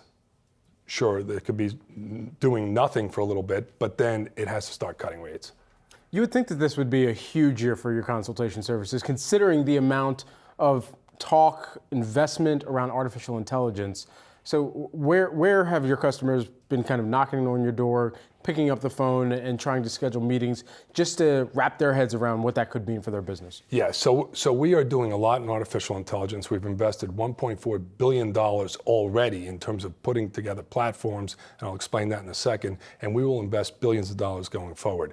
So the way we look at AI, Brad, is pretty simple. We look at it in three different segments, okay? Segment number one is how do we help our clients really put in AI to improve their businesses, to help grow their businesses. And so in that space, we are doing over 100 use cases with clients around the world using AI. And we've broken that down by sector because we want to make sure our use cases are beneficial to an entire sector, not just one company. That's the way we're going to invest in. So these are, in financial services, we're doing use cases in terms of financial advisors and how do you use AI as opposed to people in terms of financial advisors. And there's a slew in all the different sectors from that perspective. So that's one segment. The other segment is how do we improve our own business using AI? So obviously for us, that'll mean a lot of change in terms of our processes and a lot of change in terms of how we're using technology and how we're using technology and people together. That should make our business more profitable. It should also make our business more efficient, which we will obviously pass on to our clients as well. The third segment is how do we help the world utilize AI in a good way? And this is something that we're very passionate about. And there's different groups that are forming and so forth. The tech CEOs are down in Washington, D.C. on the Hill today. But my belief is that I think from a U.S. perspective, I think actually the administration needs to put together a presidential committee on AI. And it needs to include business people, tech people, academics, government people, to really look at how we need to move forward and move forward in a good way, where AI is responsible, where AI is not biased in any way. And I think the U.S. can do this. In Europe, what's happening there is they're moving very quickly towards regulation. And what that does is it really stifles innovation in Europe, where I think the U.S. is moving slowly towards regulation, very slowly, but I do think it needs to have some parameters in terms of where AI is going. So we are trying to facilitate this. We're trying to facilitate this around the world. Our people are involved in many different committees around the world to make sure that AI is used in a good way. So this is how we look at it in three different segments. We appointed a global head of AI. His name's Nicola Bianzino 6 months ago. So we want to make sure everything is centralized and we're very organized. We're in 150 different countries. We have over 400,000 people. So that's going to be important. Yeah, most definitely. Carmine, thanks for coming in. It's good to see you in person. Thank you. It's great to see you all. Here. Carmine DeCipio is EY CEO. We've got much more markets action coming up. Stay tuned. You're watching Yahoo Finance. We keep talking about the student loan repayments coming back. I mean, this is something we've been looking ahead to. It's finally going to be happening as of October. How much of an effect is it really going to have? I think it's one of those things that's just another data point when it comes to the health of the consumer, and another reason why we could see volatility going into the end of this year. If inflation proves to be stickier, if we start to see more of a deterioration in the employment backdrop, then you're going to see consumers making the decisions that they've been making all year in terms of the nice to have versus need to have, and they're going to focus more on the need to have.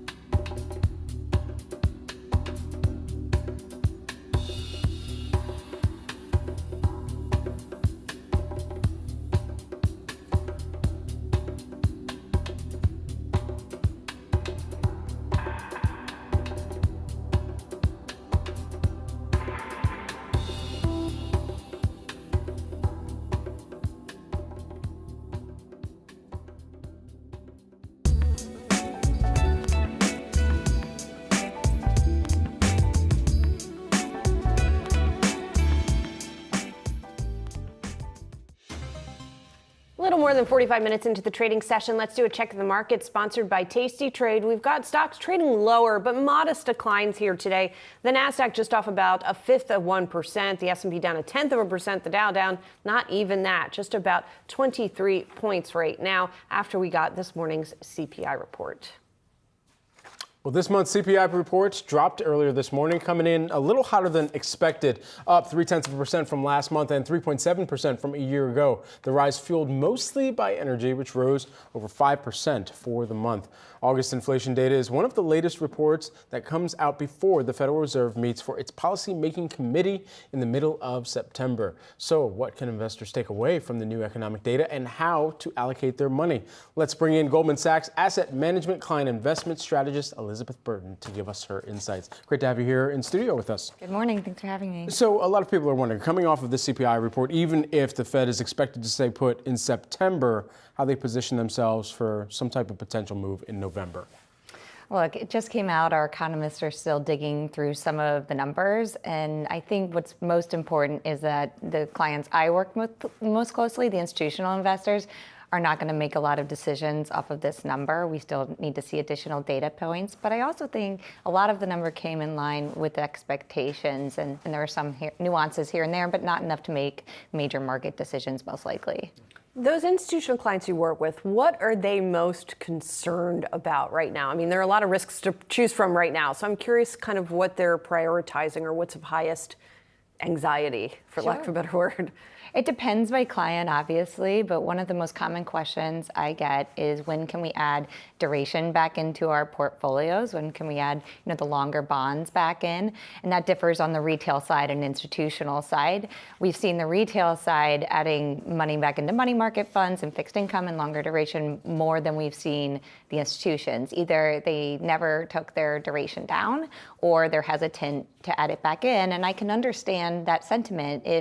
If I was, still running institutional money, I may think, well, the risks could remain to the upside for another hike. Potentially, I don't want to add here. But our research shows that now is about the time, based on the hiking cycle, when the 10-year actually should perform better, and you should consider adding duration back into your portfolio where you can.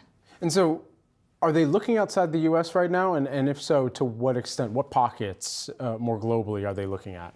Of course. So our ex-U.S. investors are certainly looking outside of the U.S. and are looking globally. Our U.S. investors, for the most part, are still hesitant to invest outside the U.S. It has been a good place over the summer with, the rip in U.S. stocks to sort of add your incremental dollars. But going forward, I think all institutional investors need to think about geographic diversification.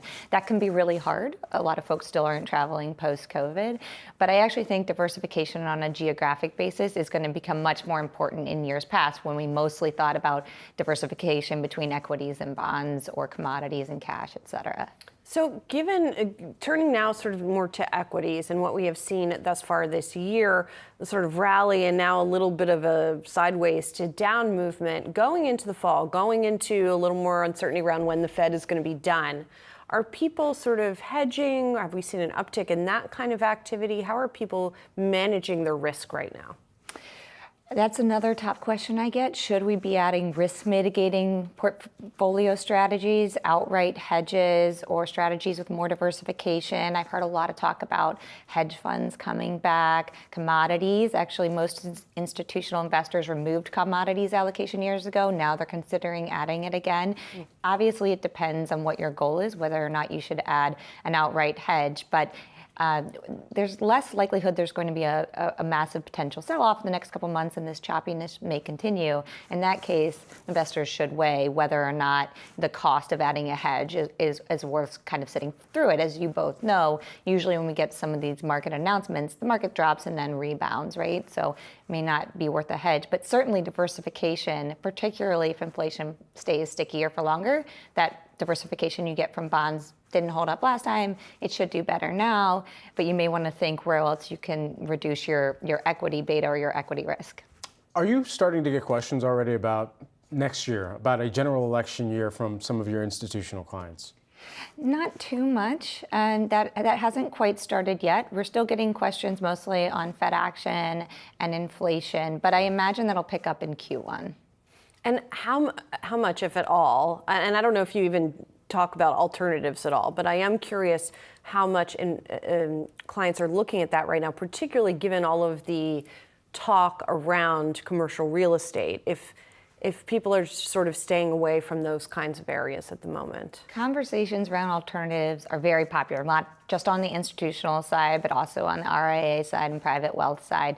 It can be a good diversifier. It can also help you sort of maintain your portfolio exposure with the volatility and not, you're not able to sell in some cases, so you can kind of sit through it until the rebound.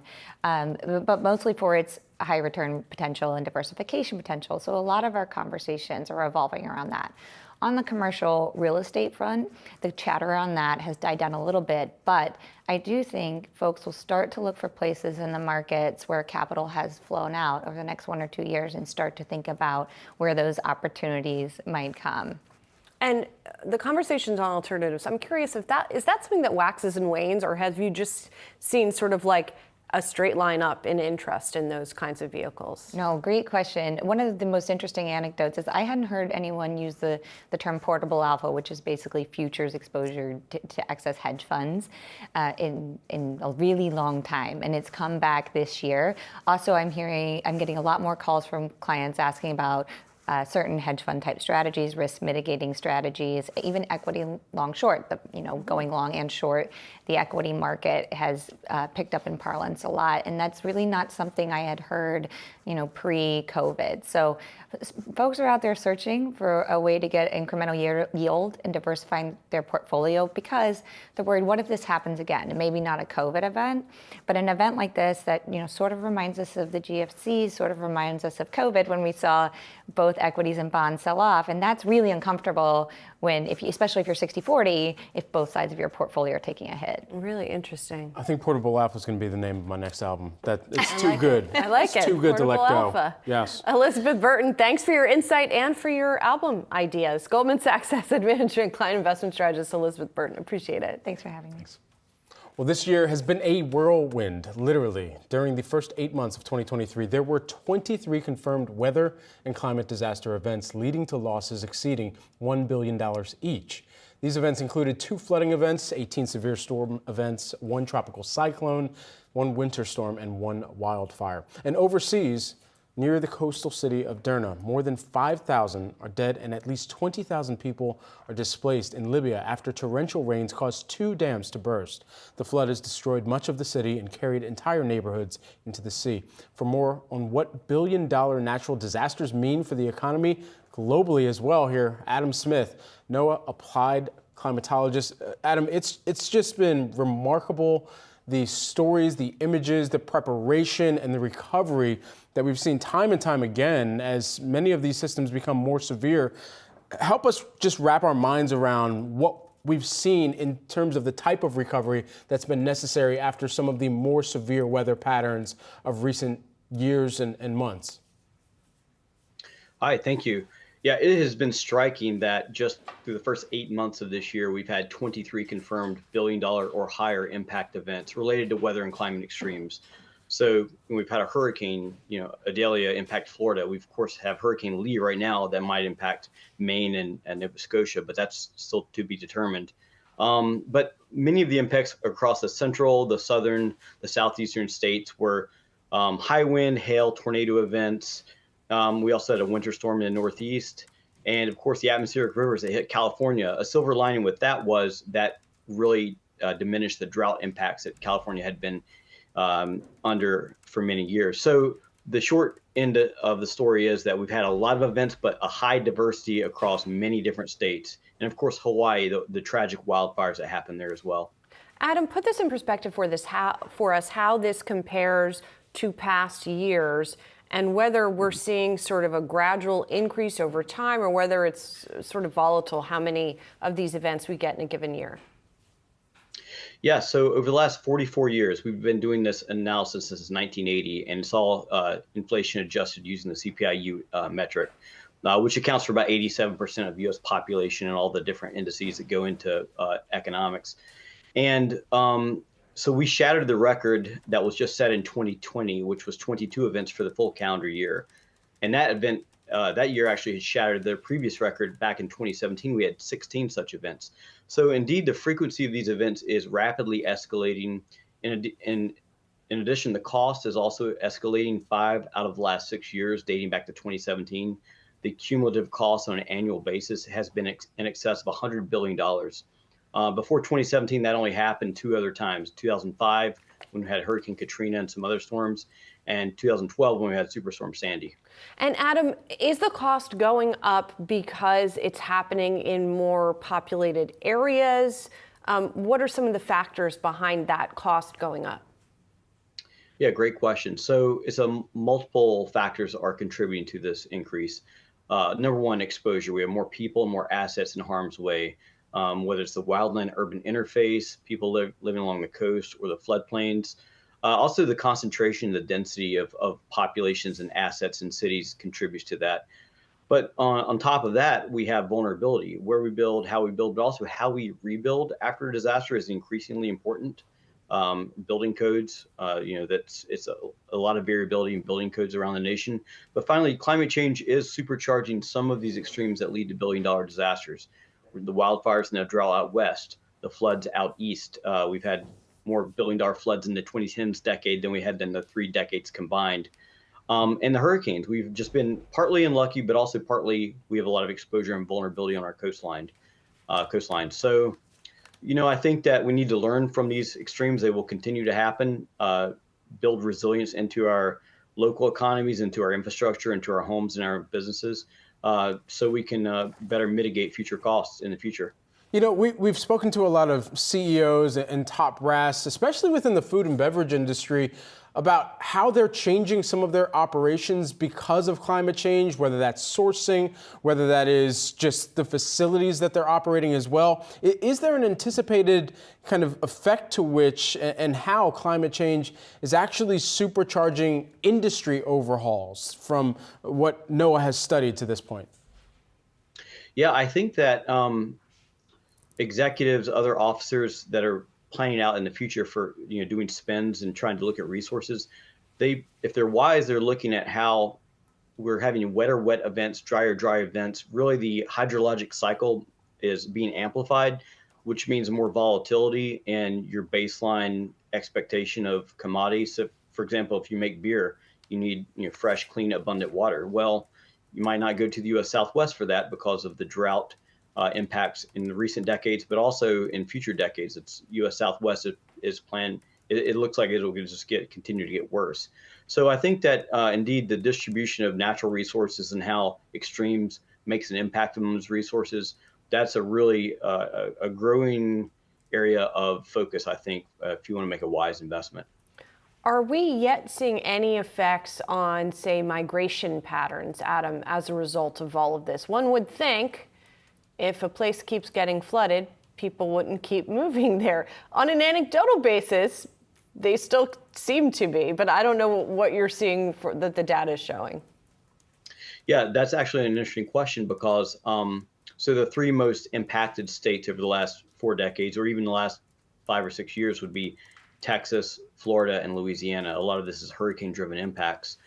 As we know, people continue to move in droves to places like Texas and Florida for a variety of reasons.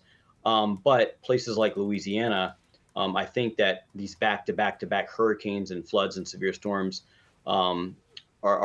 we're seeing actually a population decrease in some of the regions of Louisiana because partly because of perhaps the extremes and the disasters are just one burden too much to handle. And I think that for certain regions that have these compound disasters that just continue to pile upon on one another, that may continue to redistribute the population around the nation, in fact.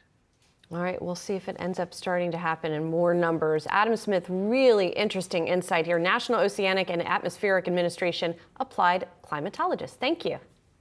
Thank you. We got much more markets action coming up. You're watching Yahoo Finance. What is the overall concern, or at least the acknowledgement that investors should be giving towards what's taking place in China right now?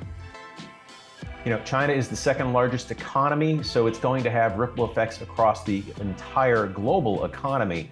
Whether or not it's, the fact that they're seeing weaker demand, they're seeing deflation happen, it all has to factor into how you see the global economy performing in the next 2, 3, 4 quarters.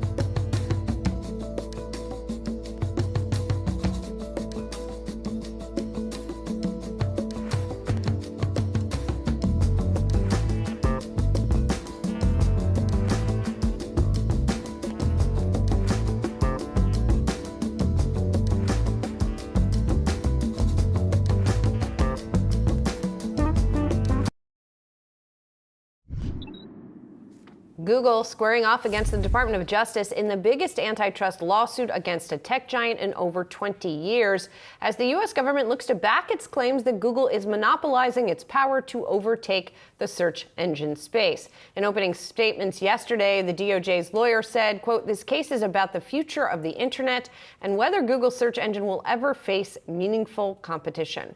Our next guest argues that the outcome of this trial could seriously impact other dominant forces in the space as well. Bill Bayer, former Assistant Attorney General of the Antitrust Division and former Director of the Bureau of Competition, is joining us now. Thanks for being here. So I guess let's start there. What are the bigger implications of this case here?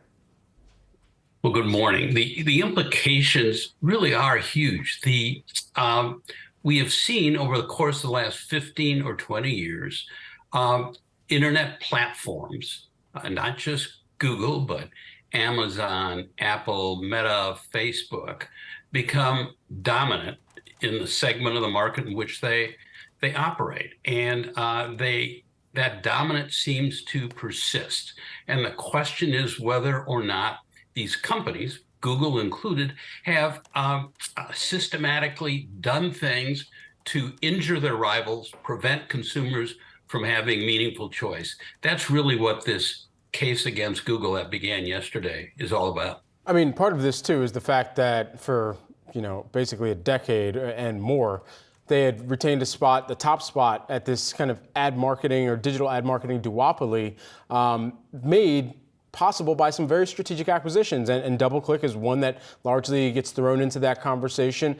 So in the ramifications of this case, is it likely at all that they'll be forced to unwind any of the acquisitions or make some of their technology that they own available to others out there?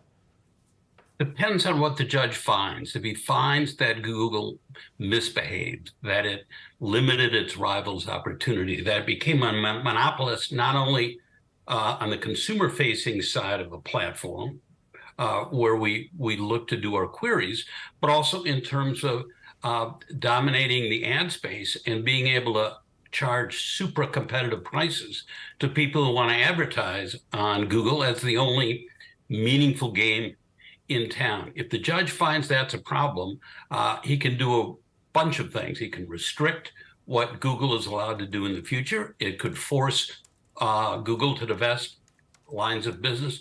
We won't know about remedy until we find out whether the judge agrees this is a monopolist that is behaving badly. What's interesting is a lot of folks have drawn the parallel with Microsoft, of course, and harkened back to that case. There are some who would argue that that case ended up being more positive for Microsoft in the long run, that it went on to be a stronger business as a result of the government case against it. When we look at Google here, are there any parallels we can draw on that front? Well, we do know that Microsoft, after that case that began 25 years ago and was resolved in 2001, became much more antitrust sensitive, much more careful about what it did and how it did it. And it's certainly possible that Google, if found liable, will have learned that lesson.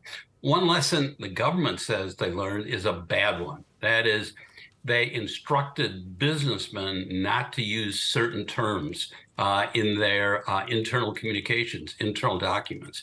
They set up a chat room where you could have off-the-record communications between Google employees that auto-deleted after 24 hours. And so what the government says is they actually artificially manipulated the business environment to disguise the competitive significance of what they were doing. So positive lessons, maybe negative lessons learned from Microsoft. How much forward or kind of cutting edge technology is likely to come up in this case too? I mean, when we talk about the future of the internet, like the internet has already been out there, it's been secure, it's been kind of solidified as part of our day in, day out processes and so many different facets of life. But now the next wave is so focused on technology like generative AI. How much of that is expected to come up within this trial? I think the government's case is going to be two-sided in that it's going to say there was bad behavior in the past that enabled Google to be a monopolist, but also they are going to have a leg up when it comes to generative AI because they have so much data about those of us who use Google for search. They're going to be able to use that information to secure dominant position when it comes to generative AI as well. So this case is backward looking in terms of what behaviors Google engaged in the last 10 or 15 years, but it's also forward looking in terms of what is the significance for us as consumers if Google becomes the only game in town. Bill, really great insights and really pleasure to have you here on the show with us to help us break this down. Bill Bayer, who is the former Assistant Attorney General of the Antitrust Division of the U.S. Department of Justice. Thanks so much. Thank you. Absolutely.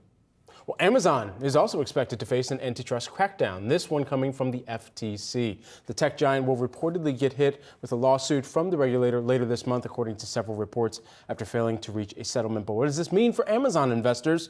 Well, Yahoo Finance anchor Josh Lipton joins us now with the details. Hey, Josh. That's right. So the FTC does reportedly have Amazon in the crosshairs. And according to the Wall Street Journal, the FTC's lawsuit could suggest measures leading to a breakup of the company. So if you're an investor in Amazon, how concerned are you about that prospect? I checked in with D.A. Davidson's Tom Forte. Bottom line, he isn't too concerned. In fact, by his math, if Amazon were to be split up, it could actually be worth between $148 and $193 a share. Now, he's making that estimate based on a scenario where the company is broken into three parts, he tells me. Its own retail operation, a third-party retail or marketplace platform, and its cloud computing business. Forte argues that might even be better than if Amazon stays as is, as one big company. It could have a hard time achieving the kind of growth rate necessary, he thinks, to maintain a premium valuation. That's because the law of large numbers is kicking in, and because, he argues, e-commerce and cloud computing are maturing markets. Forte says a breakup wouldn't be simple, of course. It would mean a period of distraction for the company that could go on for years. But bottom line, he thinks Amazon could escape this risk, like he says, Luke Skywalker escaping the trash compactor in the original Star Wars. I'll be honest, not a Star Wars guy. I had to look up that I had to look up that reference, but now that I did, phenomenal by Tom Forte. I have so many things to say to that, but I won't. So what's is Amazon going to get broken up? What's the consensus here when you talk to folks about what the likelihood of that I think that's, at least on the street, that's a hard read to get because, frankly, I checked in with a couple other well-known financial analysts that have been covering Amazon a long time. They haven't written on this yet, which, in fact, of course, they're waiting to see what the FTC's move is here. They want to read the filing. That's pretty fair. I think one issue, though, with Forte's analysis, and I talked to Tom about this, is it possible, the risk in his analysis, that there's interdependence between these three units, right, is just greater than maybe he's assuming. They leverage each other in ways that he's more than he thinks. Now, Tom says he did the math, he did the analysis. He doesn't think, though, but that's the risk if you're going to go with his call. The risk is that you come on here again without having watched Star Wars. I haven't seen Star Wars. I'm on it tonight. What's wrong with you people? All right, that was our new anchor, Josh Lipton, who has some homework to do. Here's some other things you need to know about the newest member of Yahoo Finance. Stay tuned. We'll be right back. I am here with Josh Lipton. He is our new anchor, and he's here with 3 things that you need to know.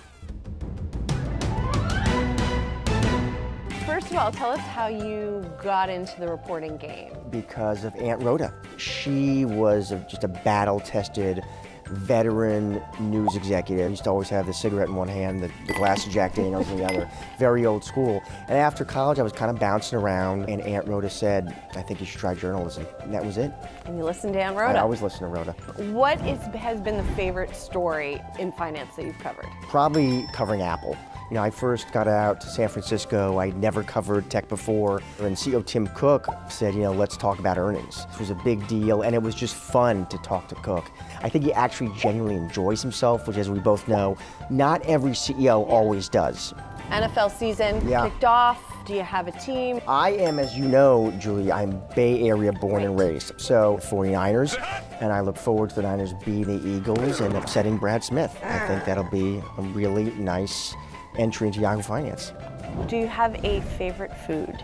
As you know, I'm married to a proud Italian American, so it's Italian in my house. That's really not up to me. What's your knowledge gap that you're sort of self-conscious about?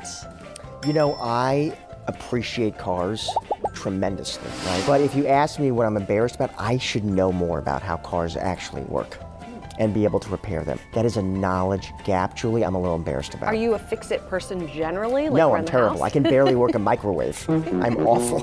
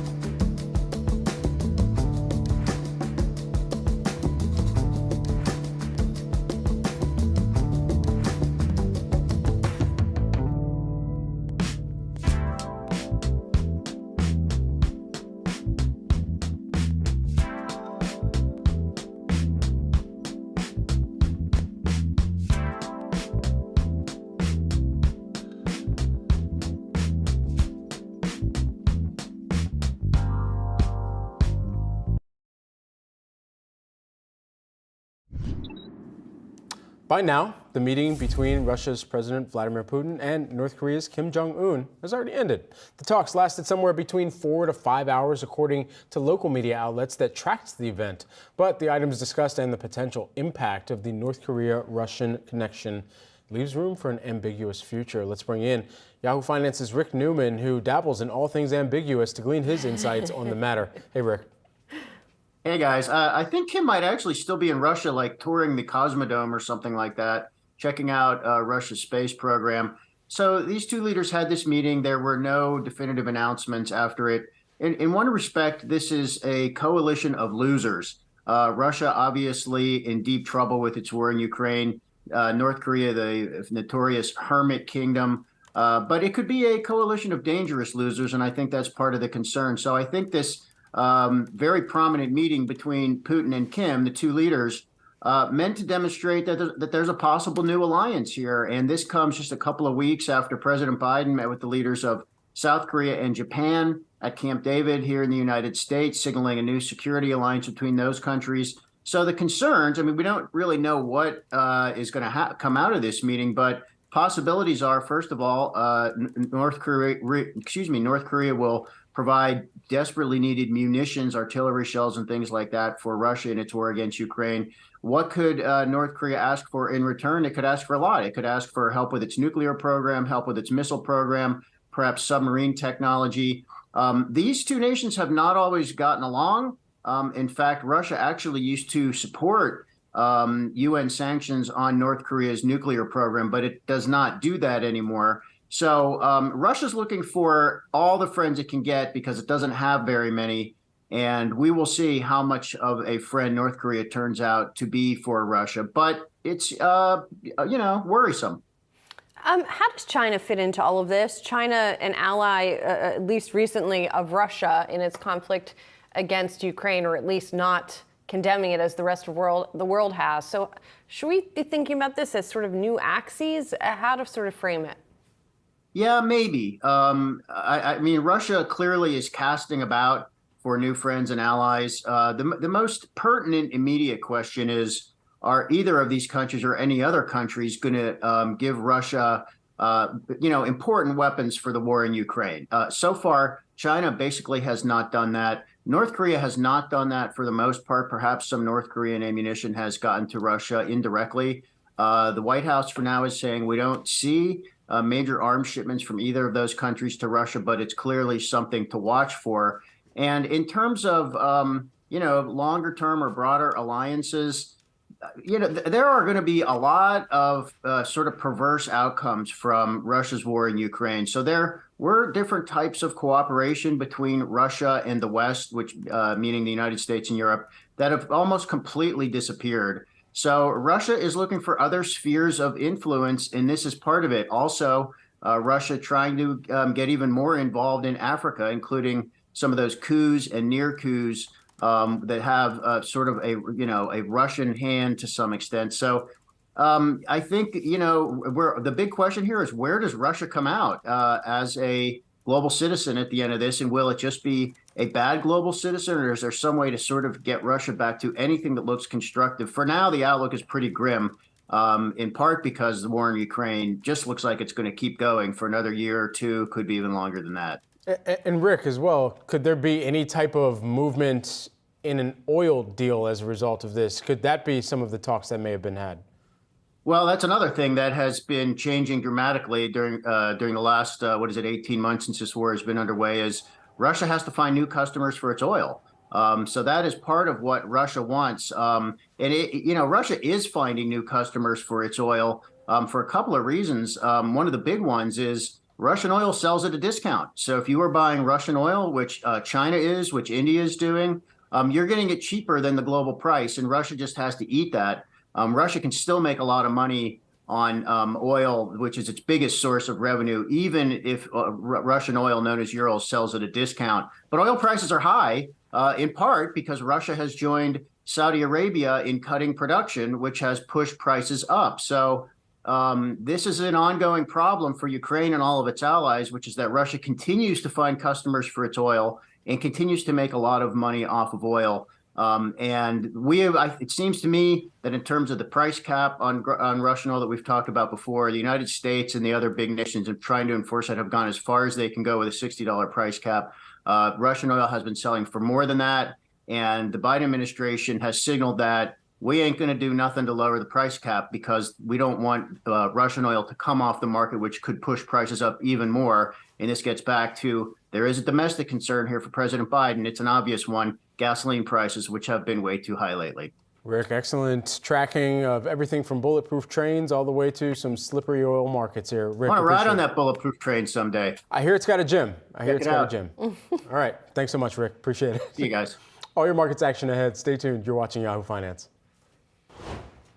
What is the overall concern, or at least the acknowledgement that investors should be giving towards what's taking place in China right now? China is the second largest economy, so it's going to have ripple effects across the entire global economy. Whether or not it's, the fact that they're seeing weaker demand, they're seeing deflation happen, it all has to factor into how you see the global economy performing in the next 2, 3, 4 quarters.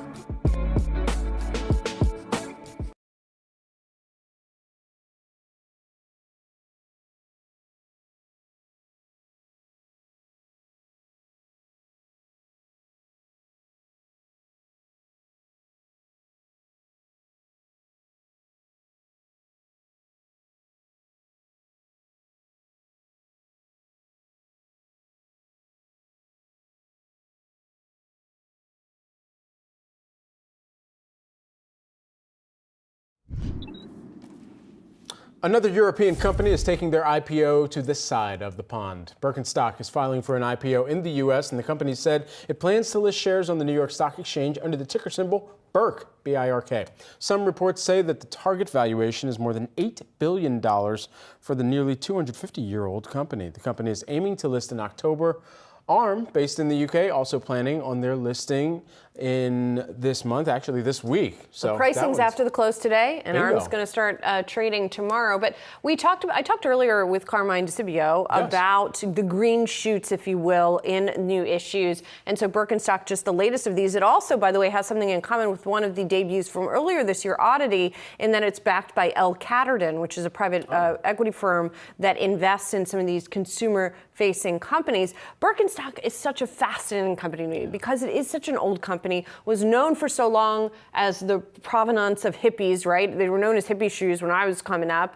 I've had several pairs through the years, and now they've acquired this new fashion cachet in the fashion world. With that have come a lot of rip-offs, both on the high end, where we've seen very expensive luxury brands sort of copying the Birkenstock fashion, and also on the lower end. Yeah, indeed. I mean, they should be more concerned about the fact that my girlfriend who purchased her Birkenstock, or not Birkenstocks, from Walmart for $13 3 years ago, they're still in great shape. And I think that's an issue, is with such a kind of style, or at least a model that is easily replicable, that certainly can cut into either your own name or your own potential sales as well. Specifically, they cited third parties establishing websites, though, targeting users on Facebook or other social media platforms with look-alike websites, tricking users into believing that they're purchasing Birkenstock products at a deep discount as well. The company did see net profit fall for the 6 months ended March 31st, in part because it says it is seeing higher labor and materials costs. All right, let's do a quick market check right now before we leave you. We've got all three major, they were in the red, now they're in the green. All three major averages have turned higher by at least 0.25%. Rochelle Akufu's got you for the next hour of trading, and we'll try and figure out what spurred that change in markets. Have a good day.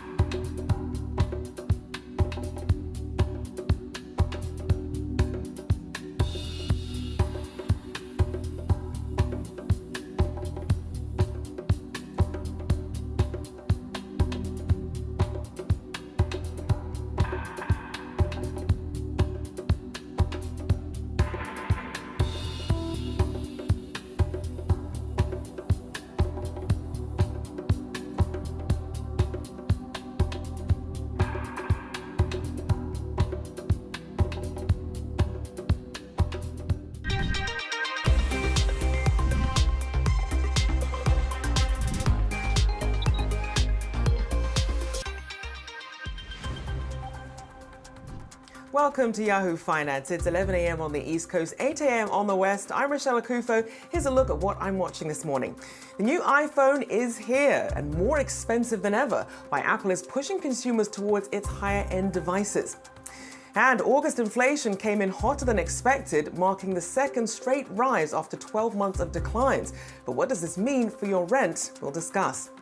Plus, we'll head back to Dreamforce, where our executive editor Brian Sozzi spoke with the mayor of San Francisco. You won't want to miss that conversation. But first, let's take a look at how the major indices are faring an hour and a half into the trading day. Looking at some relatively low gains at the moment, though, but at least all in positive territory. The Dow currently up about 70 points, or 0.2% there. The S&P 500, though, also up ever so slightly, about 0.25%. Tech-heavy Nasdaq there, the strongest gainer so far, up about 43 points. We're seeing Apple, though, in the red in terms of big tech. That's been weighing on the Dow and the Nasdaq. Energy and materials under pressure, and consumer discretionary leading the way sector-wise. Let's also check in on what we're seeing with the Treasury market as well. Taking a look at the shortest term 5-year yield, that's up ever so slightly. As we can see also the 10-year up about 0.5%, and the longer term 30-year yield, that's up about 0.5% on the day.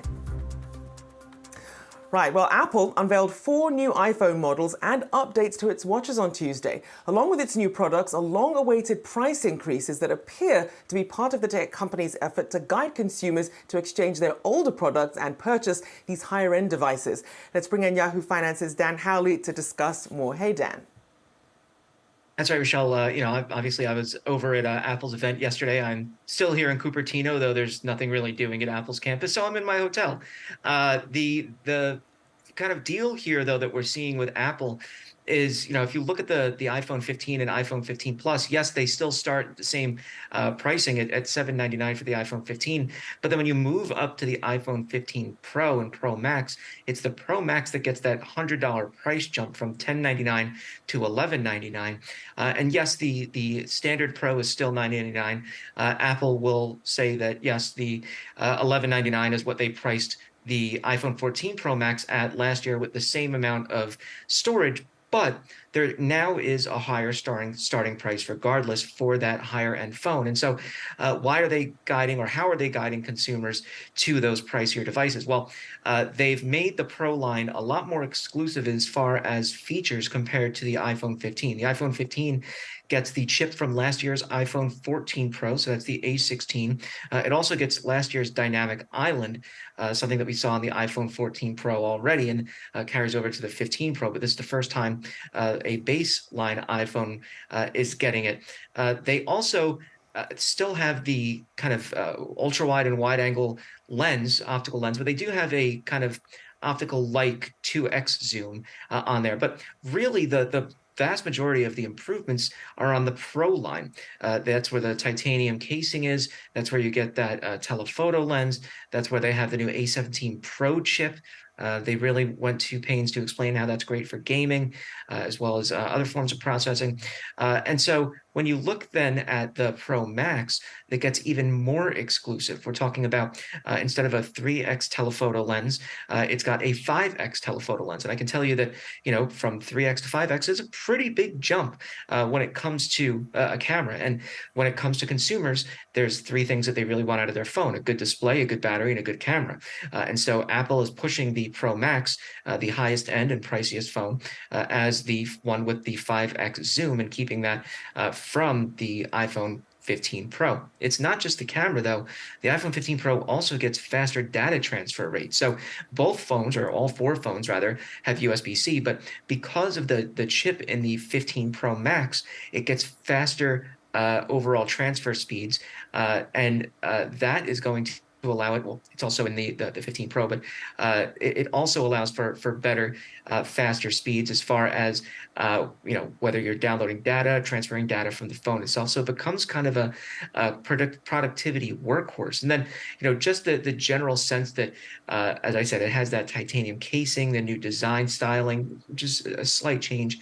They really are making it feel as though this is the premium phone that, if you want the best of the best, you have to go with. And that extra $100, while it's not across the board for the pros, it does seem as though the Pro Max is going to be the one that a lot of consumers opt for when they are the ones that are the first out the door. Now, regular consumers who may hold off for a little bit may just go for the 15 or the standard Pro, but I do think that the ones who are out the door first are going to opt for the Pro Max just because of those higher end features.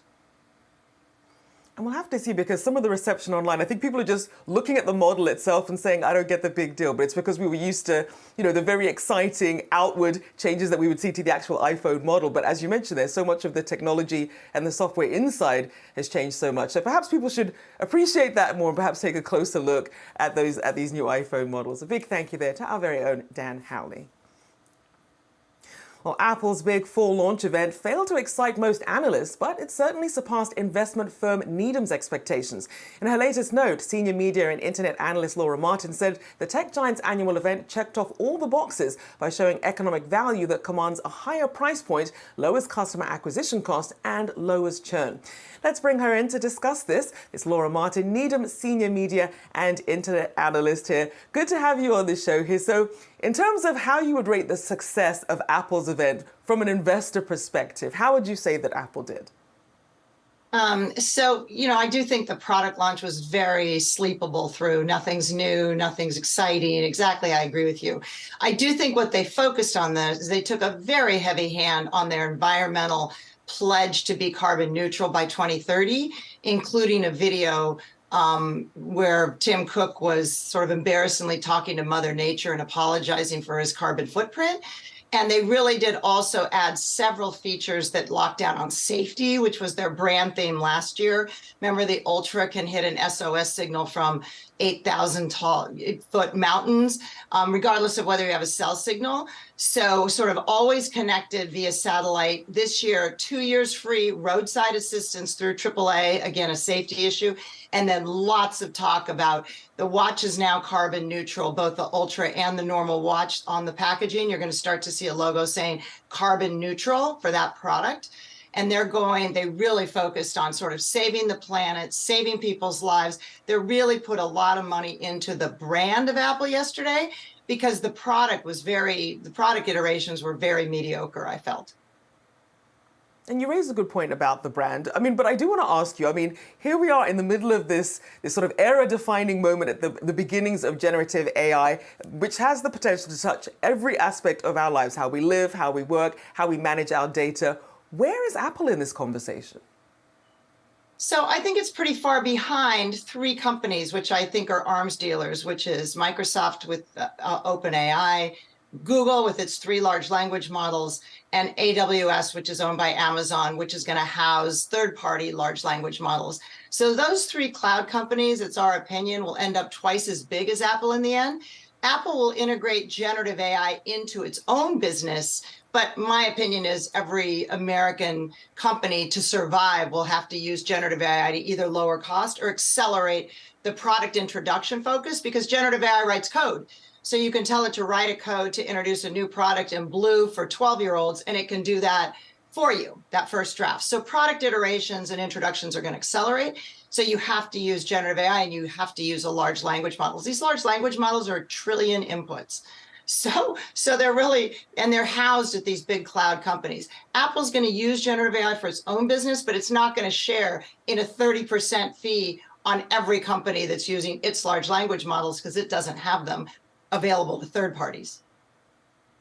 So then when you factor in the fact that Apple isn't going to be the biggest beneficiary of generative AI, what is the investment thesis, short-term versus longer-term, when you factor in sort of Apple's ecosystem, as well as some of the challenges that it's having, say with macro issues coming out of China?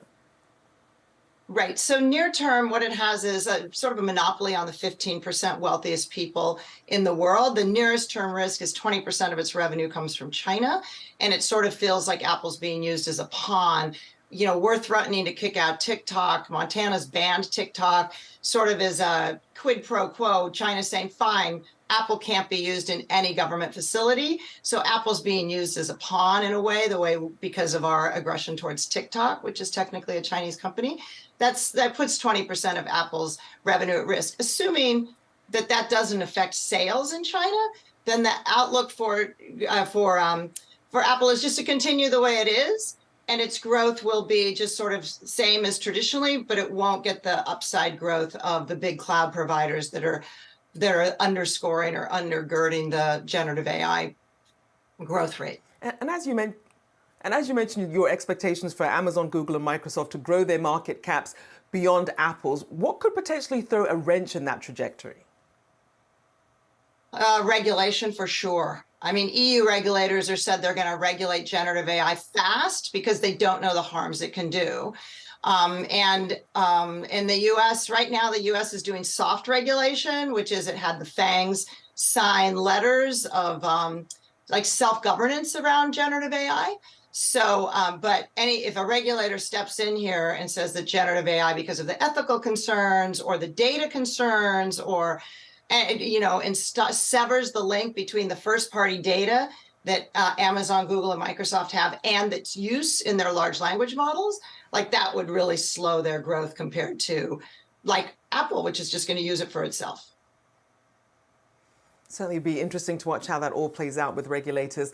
Laura Martin, great having you on. Needham Senior Media Internet Analyst, thank you for your time this morning. Thank you. Right, you're very welcome. All right, now let's take a look at one trending ticker that we're watching, Cracker Barrel. Shares are moving higher this morning, up about 3% on the day. That's after the restaurant chain saw comparable restaurant sales rise 2.8% in the fourth quarter, as an 8.7% hike in prices and other cost cuts proved to benefit the brand. Now, shares of Cracker Barrel still down nearly 20% so far this year, though, so we'll have to see what happens going forward. All right, all your markets action still ahead. Stay tuned. You're watching Yahoo Finance.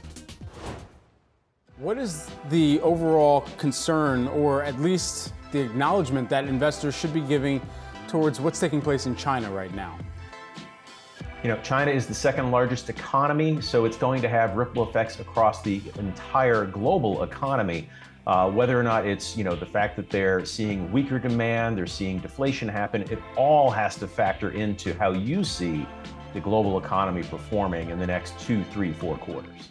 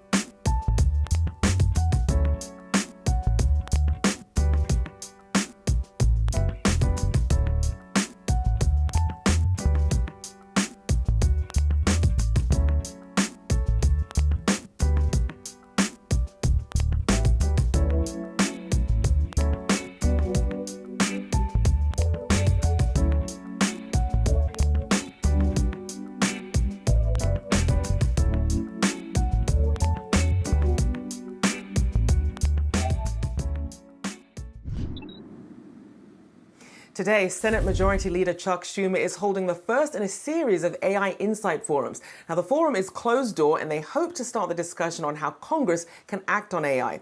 Invited to the forum are some of the biggest names in tech, including Elon Musk, Mark Zuckerberg, Bill Gates, and more. But many are asking, what about the consumers? For more on this, Appian CEO Matt Calkins is with us this morning. Good to have you on the show, Matt. So as we mentioned there, you have all the big tech heavy hitters and sort of informing Congress as they sort of shape this AI policy. Where are the consumers in this discussion? Well, you're right about that. And don't get me wrong, I'm in favor of conversations about AI. I think it's wonderful for this society to grapple with the implications of AI, but this is not the right group. But we need to be representing more than just big tech and big labor in this meeting at Chuck Schumer's office. There's a lot of other viewpoints in our economy that need to be heard. And one way we do that is to bring the conversation out into the open. I think everybody there has got a strong viewpoint. I think they should be heard, but so should everybody else. And there are interests that just systematically won't be present in that discussion. I think that's regrettable. And you raise a good point, because obviously a lot of these big tech CEOs are the ones, we see Sam Altman right there, pushing this technology forward, but then also being the ones pushing for sort of self-regulation here. By leaving consumers out of the conversation, what do you think ends up missing when they're developing these technologies, as well as trying to figure out how to protect consumers? Oh, definitely. Some points are overrepresented, some points are underrepresented, right? As a consumer, what we most want might be protection from AI. We might want free access to the technology, the ability to develop on our own, freedom to compete against these big firms, maybe the defense of our own data. Maybe we're a content creator, an artist, a musician, an author. We want to be sure our content is preserved. Maybe we're worried that AI is saying false things about us and we want recourse. We want libel laws to apply to AI. There are a lot of concerns that the rest of us are going to have about this technology that are not represented in that office. And Matt, I want to ask you about some of the current proposals. I mean, you have Chuck Schumer's his 5-point plan, but that more so focuses on innovation aspects and then also protecting national security. And then you have the White House's blueprint for an AI Bill of Rights. That does include more calls for transparency, and especially around data and protection as well. Are there any examples that you see would be a good example of perhaps a blueprint that some of these congressional leaders and lawmakers really should be looking at, that is a more holistic view of something that really will affect all of us? Yeah, I got my fear about what'll happen, and I got my wishes for what'll happen. My fear is that we're going to be talking about kind of anti-proliferation. We're going to sequester AI to just a few firms and trusted individuals, and the result of the whatever legislation that might evolve out of this is going to be effectively a restraint on trade. It's going to be protecting the interests that are represented in that room rather than allowing for a free and open market. That's my concern, and what I would like to see addressed is protecting the individual and allowing for that free trade that's going to happen. You know, there was an amazing memo, really valuable memo that came out of Google earlier this year. It was called "We Have No Moat." And what they meant by that is that there's no inherent advantage that a large tech firm has over a medium-sized or a smaller innovative rival in the age of AI. AI is not necessarily a big company's game. There's a wide open field here. And I would caution us right now to realize that there's more than one way that a moat can be created. You can create it through superior competition, but you can also create it through government regulation. And I would hate to see us creating any moats at a moment like this, when what we really need is wide open innovation. And Matt, I mean, you're someone who sort of, it's that fairy tale of growing a startup business from your basement, then going public in 2017.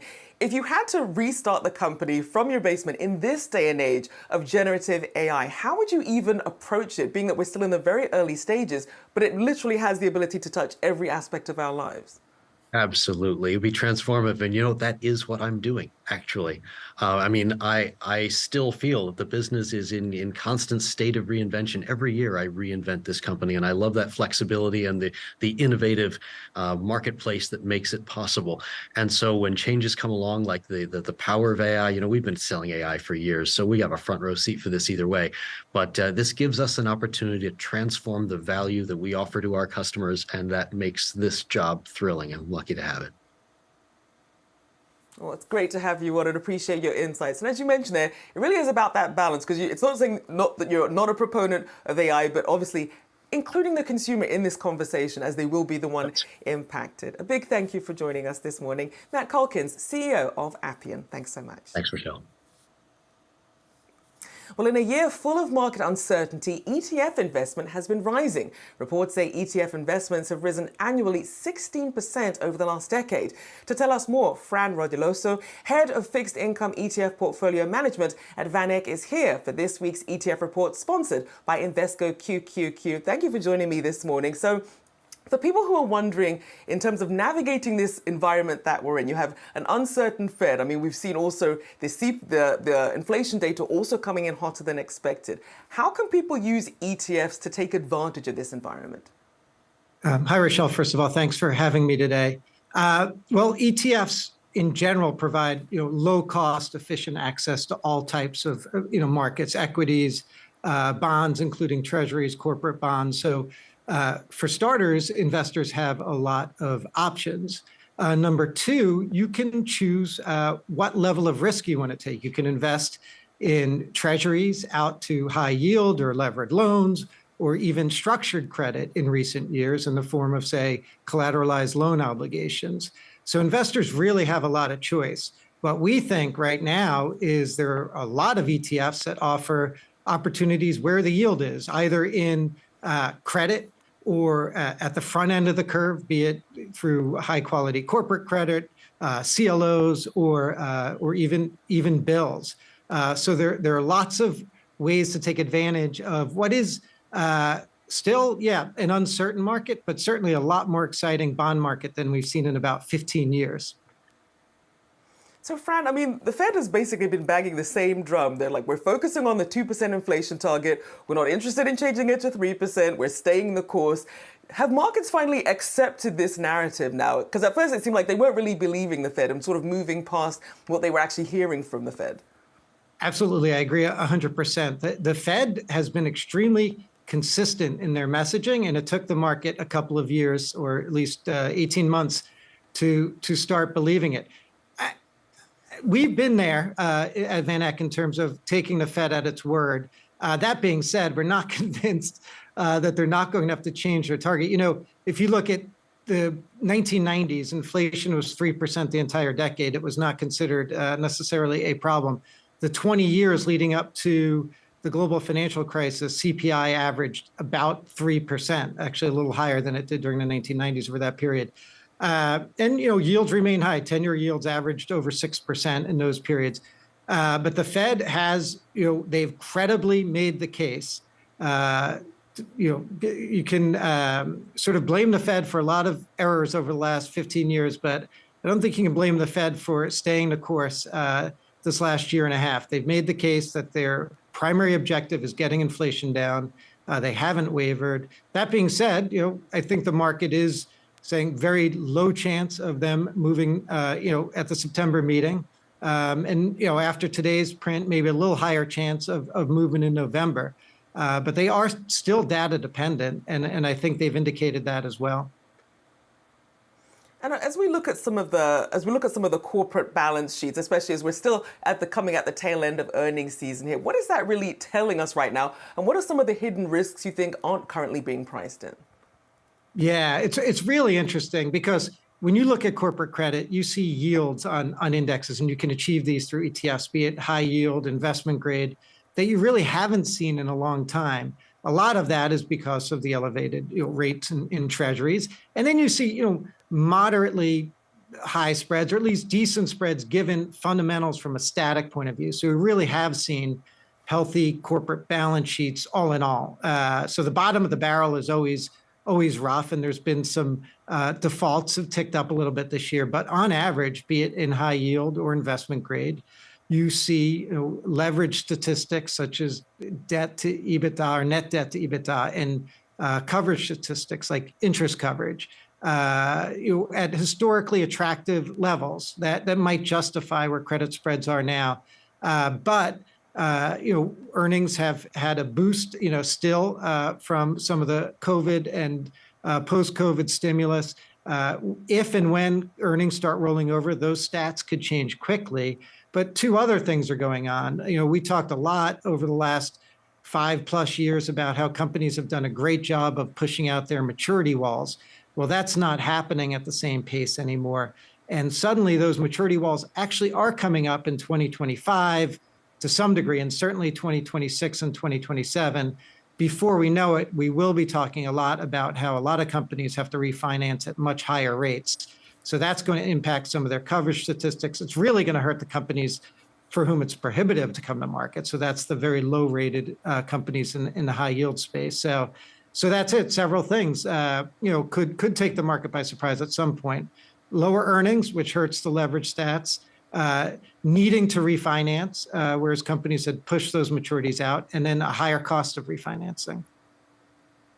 And speaking of pushing things out, some of these recession projections getting pushed out further and further. So when you're really trying to figure out duration, especially when you're trying to look at treasuries, how do you navigate that?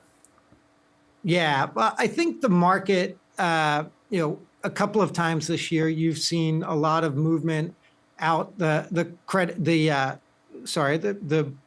maturity curve in treasuries, right? So you've seen people add 10-year, 30-year risk, all types of investors, and certain investors who need to be out there at all times. But look, traditionally, owning long-dated treasuries is a source of yield, but also a bit of a hedge against your equity or risky credit exposure.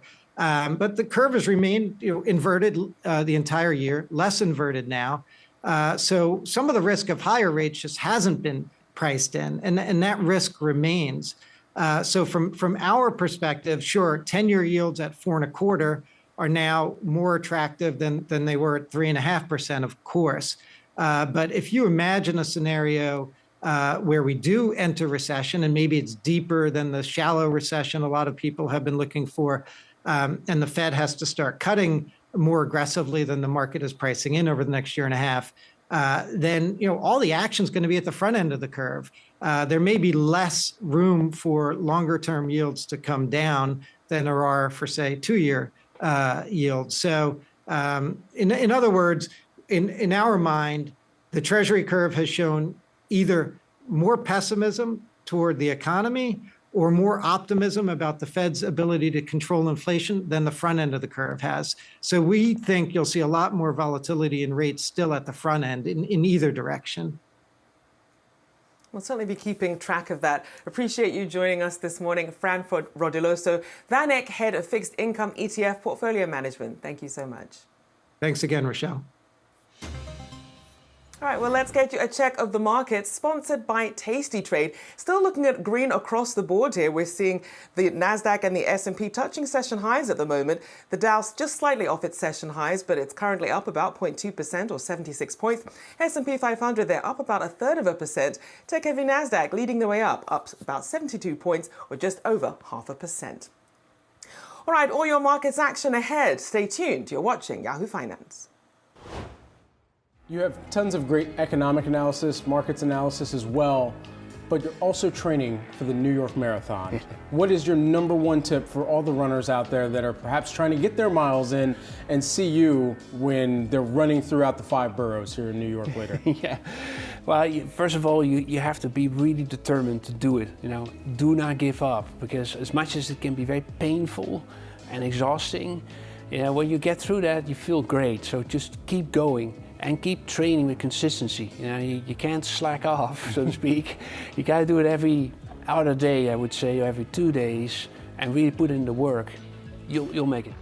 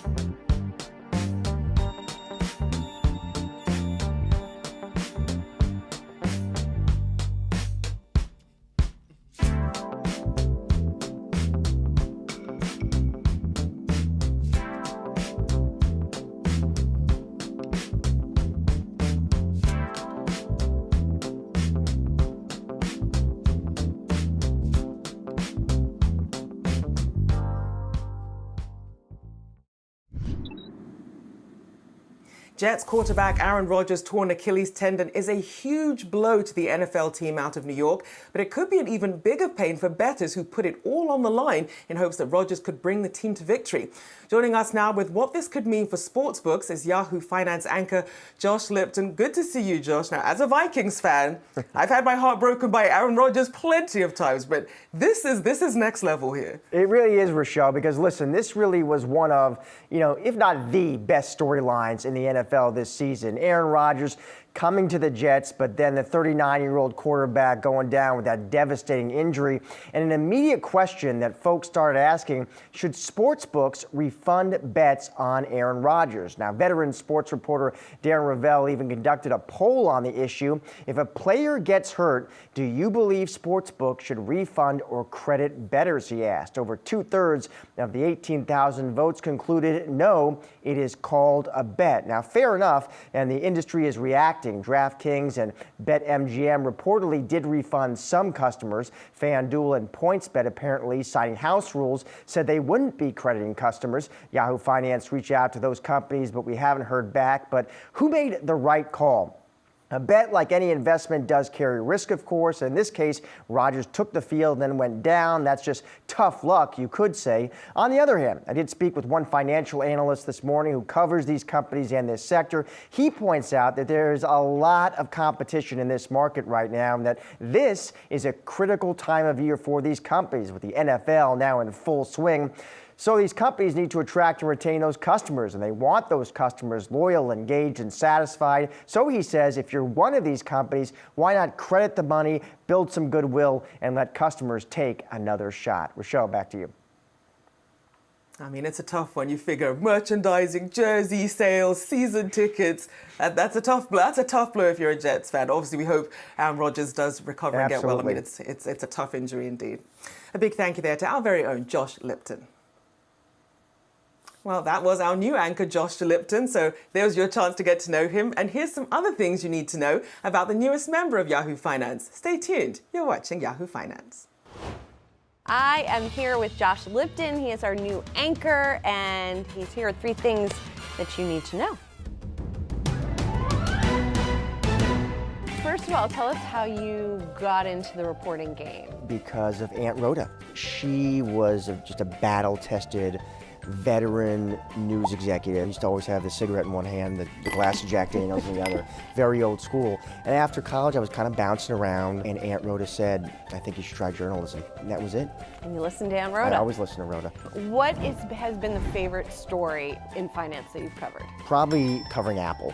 I first got out to San Francisco. I'd never covered tech before. And CEO Tim Cook said, let's talk about earnings. This was a big deal, and it was just fun to talk to Cook. I think he actually genuinely enjoys himself, which, as we both know, not every CEO always does. NFL season kicked off. Do you have a team? I am, as you know, Julie, I'm Bay Area born and raised. So 49ers, and I look forward to the Niners beating the Eagles and upsetting Brad Smith. I think that'll be a really nice entry into Yahoo Finance. Do you have a favorite food? As you know, I'm married to a proud Italian American, so it's Italian in my house. That's really not up to me. What's your knowledge gap that you're sort of self-conscious about? I appreciate cars tremendously, right? But if you ask me what I'm embarrassed about, I should know more about how cars actually work and be able to repair them. That is a knowledge gap, Julie, I'm a little embarrassed about. Are you a fix-it person generally? No, I'm terrible. I can barely work a microwave. I'm awful.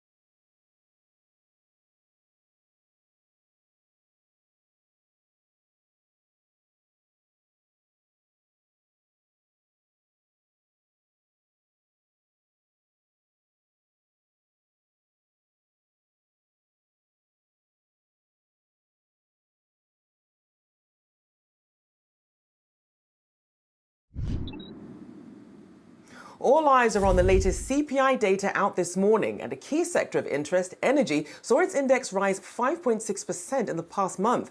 Let's bring in Yahoo Finance's Inez Ferret to break down that data for us. Hey, Inez.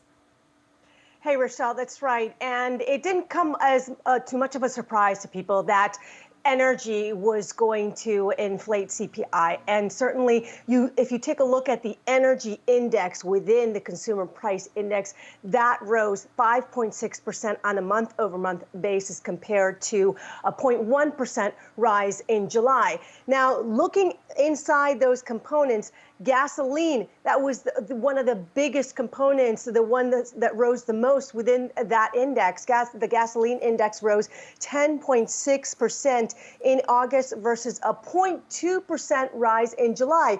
Remember that at the beginning of August, we saw 2023 highs for gasoline. That means the highest price that we had seen this year for gasoline. Electricity, another component that also rose in August, it rose 0.2% versus a 0.7% decrease in July. Natural gas also rose in August by 0.1%, and fuel oil rose by 9.1% in August. Now, if you do take the whole energy index and you compare it to 12 months ago, you're still at a decrease. You're still below what it was last year. So if you take a look at the energy index, it fell 3.6% on a year-over-year basis. And that's because, of course, oil prices last year, we saw those spiking as much as $100 to $130 a barrel. But nonetheless, this year, since late June, we have seen oil in this 3-month rally, and this is what has contributed to energy prices rising, and that, of course, having an impact on that headline CPI. And Inez, there are several factors at play here then. So where are oil prices forecast to go from here? Right. So different firms are saying, look, you could see oil at $91 a barrel by the end of the year. Of course, we are seeing oil prices there right now. If you take a look at our Wi-Fi Interactive, we've got Brent crude that's at $92.25 a barrel. You've got WTI that's at 89 cents a barrel. RBC Capital said recently, look, $100 oil isn't out of the question if this momentum continues with the market. Because if you take a look at when we're looking at this piece right here, from the end of June all through now, we have seen oil prices going up about 30%. That's a 30% rise. You had WTI at the end of June that was around $67 a barrel. It's at $89 a barrel right now. But of course, oil also overshoots a lot. So you could see some volatility with oil. You could see these prices going down as well. And also, if there is a recession, then all bets are off, because in a recession, oil demand does go down. But certainly the reduction cuts from Saudi Arabia, from Russia, those unilateral cuts, the OPEC plus cuts, those have squeezed the supply market. And part of the reason why you're seeing these oil prices higher. Indeed. Appreciate that breakdown there. Our very own Inez Ferret. Thank you so much. Well, August CPI report showed that inflation rose at an annual pace of 3.7%, up from last month's 3.2%. Now, the shelter index also saw an increase over the last month. Here to explain is Yahoo Finance housing reporter Rebecca Chen. So, Rebecca, what are you watching? Yes, so we are seeing that prices are still growing, even though they are slowing down compared to what we've saw in the last couple of years. This morning's CPI numbers show us that the shelter index of inflation within the overall CPI inflation is about 0.3% in August, and that equates to about a 7.3 year-to-year change.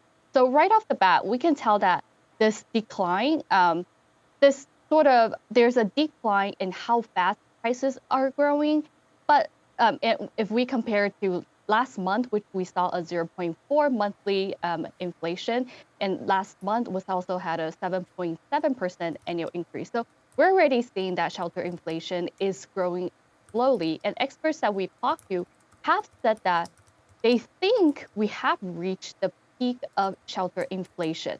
But this is still a good news, bad news sort of thing. Prices are still fairly high. Just to give you a little bit of context, CPI for housing has grew for 40 consecutive months in the past 40 months.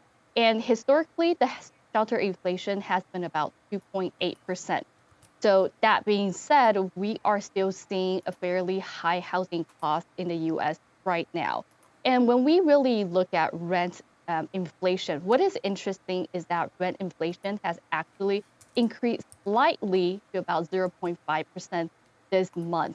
So underground, what we have been seeing is that rent reached about $2,052 in August, according to Redfin. And this is only $2 less than the record high that we saw last August. So you can still see that rent is climbing at a rate that most renters wouldn't want to see. So, what we're really seeing from this morning's inflation number is that, yes, inflation has really slowed this month, but prices are still growing, and it is very sticky for the Fed to really fight the housing inflation given the low inventory that we've seen in the market. So, Rebecca, give us some context then. How are high mortgage rates and inventory impacting inflation data? So that's a great question. And it all comes down to high interest rate and inventory. Because the rate has been low for so long, the homeowners who right now are in a house where they locked in about a 3 to 5% mortgage rate, they really don't want to sell, because if they sell and they have to, buy their next place, they're going to have to go into a mortgage loan that is double of what they're currently paying in terms of borrowing costs. So we are seeing a record low number of inventory on the market right now. And what that is doing is, because there's so low inventory, demand continues to outpace supply. And that is pushing prices, that is keeping prices at a very elevated rate.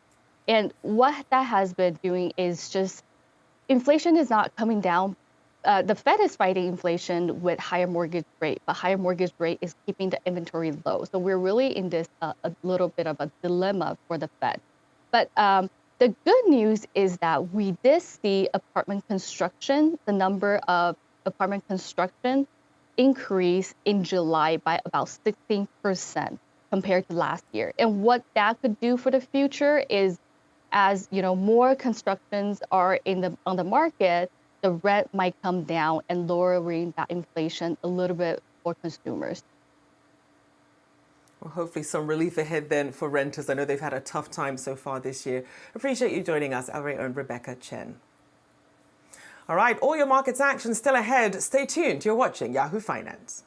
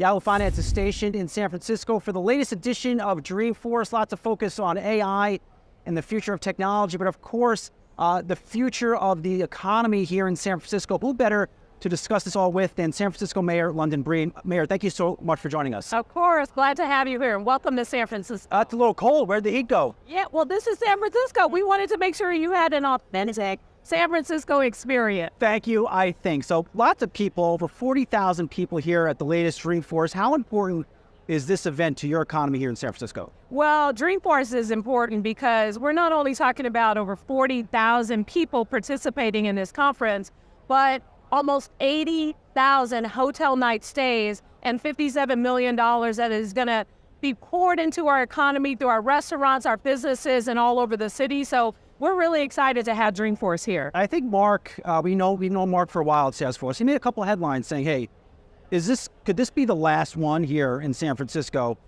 What's your take on that? Were you surprised he said stuff like that? Well, Mark is committed to San Francisco. I think that some of it was probably blown out of proportion. If you look at his comments last year, he posted thanking San Francisco, 0 incidents, and Dreamforce in its history of being here in San Francisco has not had any problems. And so we do everything we can to roll out the red carpet.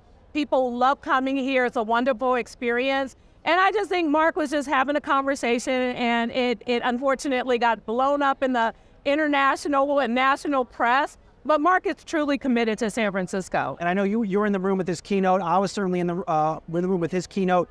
He committed to San Francisco. Yeah. This is his home. Yeah. Salesforce Tower. This is where it is. And again, there's just a lot of people here, a lot of activity. Take us through what is happening in the San Francisco economy. I think in New York and many other parts of the world, we hear a narrative of crime, looting, you name it, but there's another story here to be told. So I just want to say, sometimes when those stories and those videos that you see that go viral, those aren't always just in San Francisco. We've been attributed for things that have happened in other cities in the Bay Area, as well as even as far as Los Angeles. And San Francisco has been, unfortunately, the punching bag.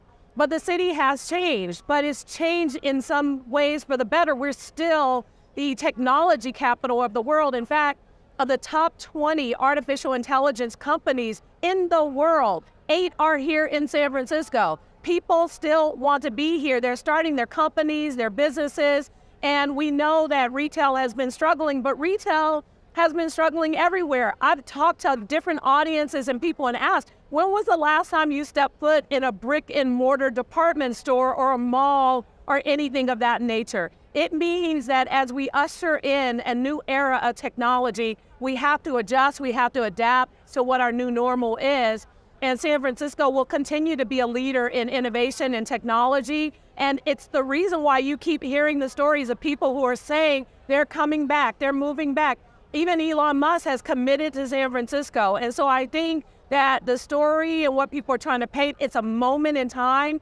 It's the challenges that exist with some of the issues that other big cities are facing all over the country. But in San Francisco, because we are still the leader in technology and innovation and in opportunity, we continue to be looked at as really the model for everyone to follow and to focus on. For those not familiar with your own personal story, tell us a little bit about yourself and how you will get that narrative and you will focus on that as you come up for re-election very soon. Well, I grew up in the city and I was born and raised here by my grandmother in public housing.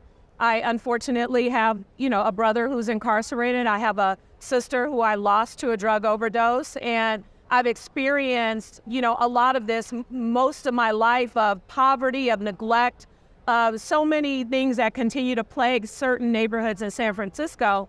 It is why I am so committed to really digging down deep and coming up with new innovative solutions that can sometimes be controversial, but necessary in order to help people change their lives, turn their lives around, but also to provide opportunities so they never end up in these situations in the first place. I don't know where I heard this, but I heard it somewhere. I think recently you said that I'm running as if I won't have a re-election or something along those lines. You lead that way, right? Well, how important is that? Yeah, and I say to people, because, you look at the political world and everyone's always trying to do what's necessary to get elected, but I have said that I am running without fear of losing my job. because understandably so, the voters have a decision to decide whoever they want to be mayor, and I respect that.